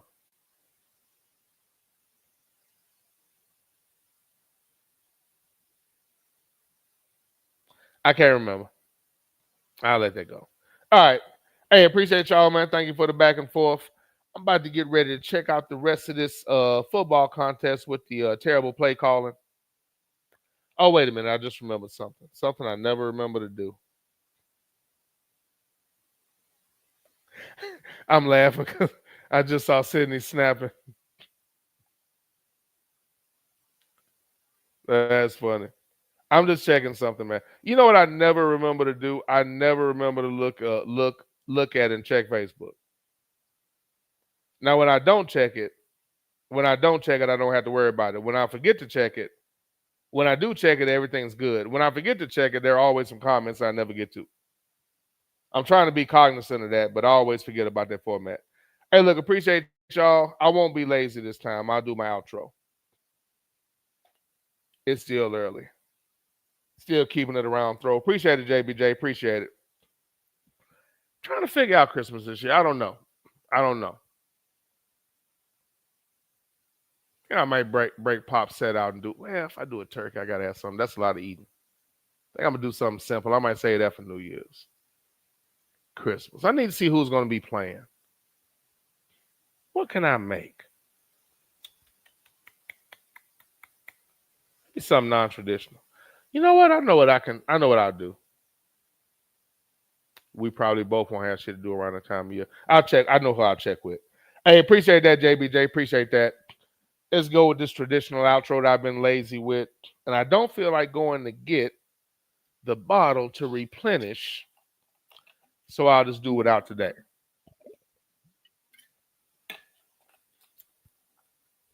Ladies and gentlemen, this has been the Underground Railroad Show hosted by your boy, that Ninja. Truly appreciate you coming aboard and rolling with me. Appreciate that. As a matter of fact, man, I'm going to go ahead and look, I don't know which one this is. I'm going to play one of these Christmas wishes on the way out. I believe everybody's still watching the game anyway. I'm going to play one of these Christmas wishes on the way out. I don't know what's what. Let me see who's in here. Let's see. That's Matt Feezy.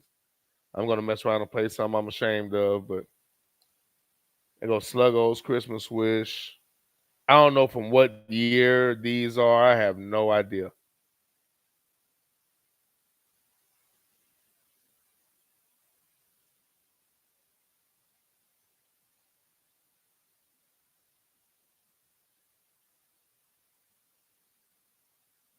Only thing I'm trying to remember is what I use. Because if I played certain music and whatnot, then I can't use it.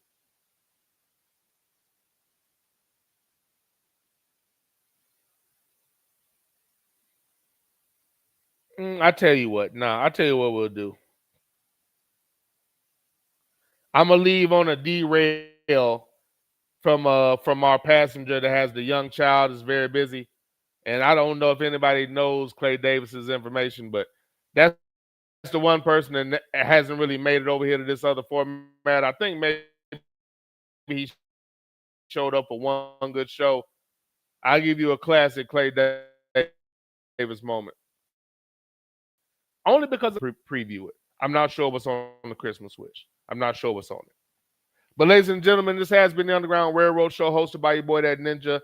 Thank you for coming aboard and rolling with me. I consider the back and forth to be therapeutic, which makes all of you my de facto therapists. So as always, ladies and gentlemen, I thank you for the session.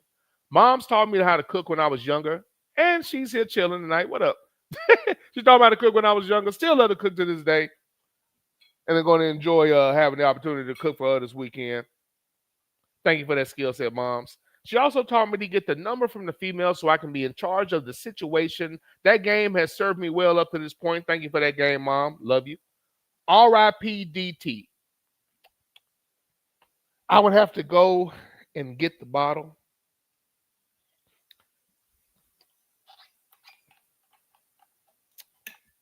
I'm not going to bother. Matter of fact, I'm going to switch it up this year. I'm going to chug a hit of water. R.I.P. DT. Pops taught me to think of all I speak, but speak not all I think. Simply put, that means that sometimes you either need to shut the fuck up or at least think about what it is you're about to say and who you're about to say it to. Pops also taught me how to be a man. I appreciate that as I witness those that don't conduct themselves in that manner, and I'm glad I'm not one of those individuals. R.I.P. DT. Love you, Pop. Wish I would have told you that more when you was here, sir. R.I.P. DT. As always, I'll take a shot for Pop. This is a shot of water, though.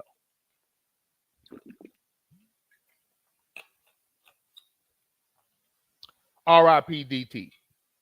It's okay to think it's not illegal yet. If somebody teaches you something, take the time to look into it for yourself. If somebody teaches you something, if somebody tells you something and you don't research it, you're being taught. The learning process begins when you look into it. Anything that anybody tells you, look into it for yourself. That initiates the learning process. Simply put, never take anybody's word on face value. Research everything you're taught, you're told, and that you hear. If not, then you'll take something at face value, run with it without ever researching it, and you'll do something that I find to be one of the most detrimental things that we do as a society, and one of the most detrimental things that holds Black people back, which is misinformation. So don't get taught, always learn. Simply check behind everything that you're told. Pops also taught me that a man who trims himself to suit everybody will soon whittle himself away. Simply put, if you change who you are, pretend to be something that you're not to fit into a certain group and or grouping and or environment, you'll soon lose yourself. And that's no way to live. Don't change who you are to fit in. If you have to do that, then you're probably around people you need to get away from anyway.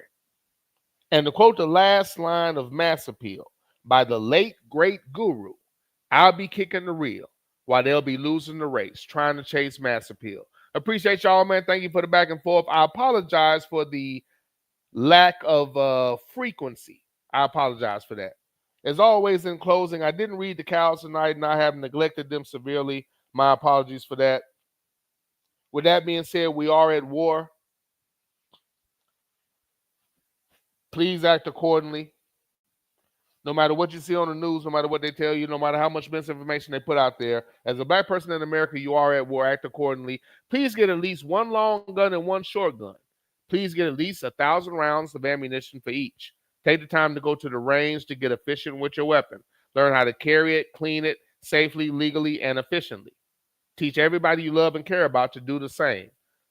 Do your best to develop a mentality that will allow you to not hesitate to defend yourself, your property, and those who you care about. A good way to help develop that mentality is to study where you came from, how you got here, and how you've been treated since you've been here.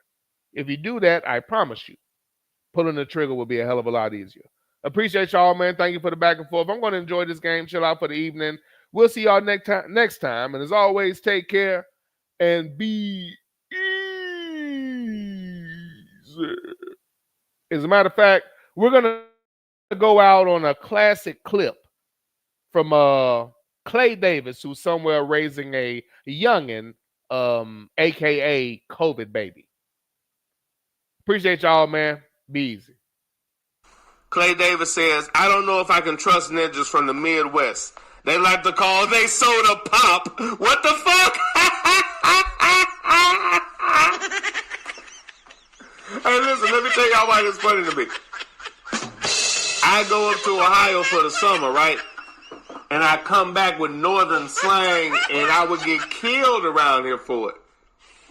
One year I came back when I was young, and after a summer, just as a kid, a summer felt like a lifetime. And I come back saying pop. You know, down here it's drink, a soda. You go to the store get a drink. Hey, man, let's go get a drink. Man, let's go get a drink. You know, we go get a drink. You know what I'm saying? You know, saying, I would like a soda. You know, we go get a drink. Up north is pop. Bama said, I got a story about pop when I was in Ohio. Angry Batman said, Hollywood went up north and discovered he could... You motherfucker!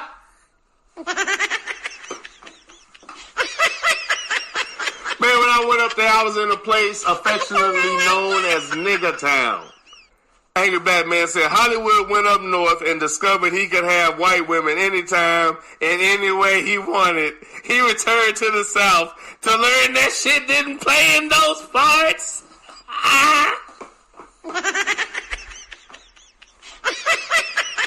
Anytime, quote, anytime and any way he wanted.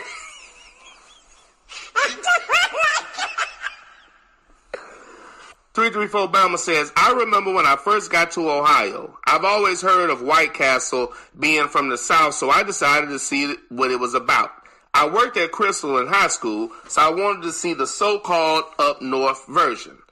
I did the same thing. I pulled up to the drive-thru and ordered my combo. Then the female asked me, what's your...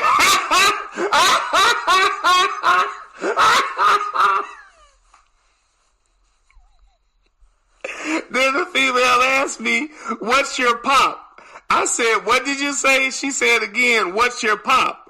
I said again, what did you say? She said it again with a little attitude. What's your pop? I screamed in the little speaker, I don't know what the hell you're saying. What is a damn pop?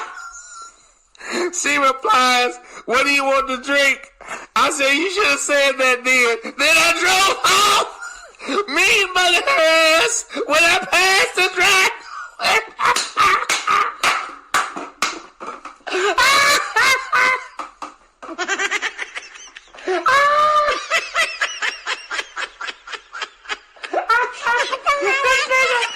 Argument over pop.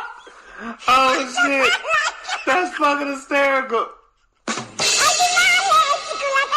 See how a simple miscommunication and a gap in language and the way that motherfuckers express words can get you to that point.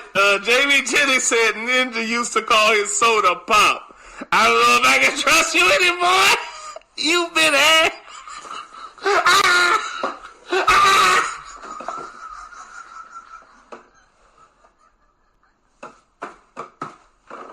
Oh shit. I damn JV. Are you stupid? Oh shit. My fucking head hurt. Jamie Jennings says Ninja used to call it soda pop. I don't know if I can trust you anymore. You've been had. You've been last. You've been hurt. Wait.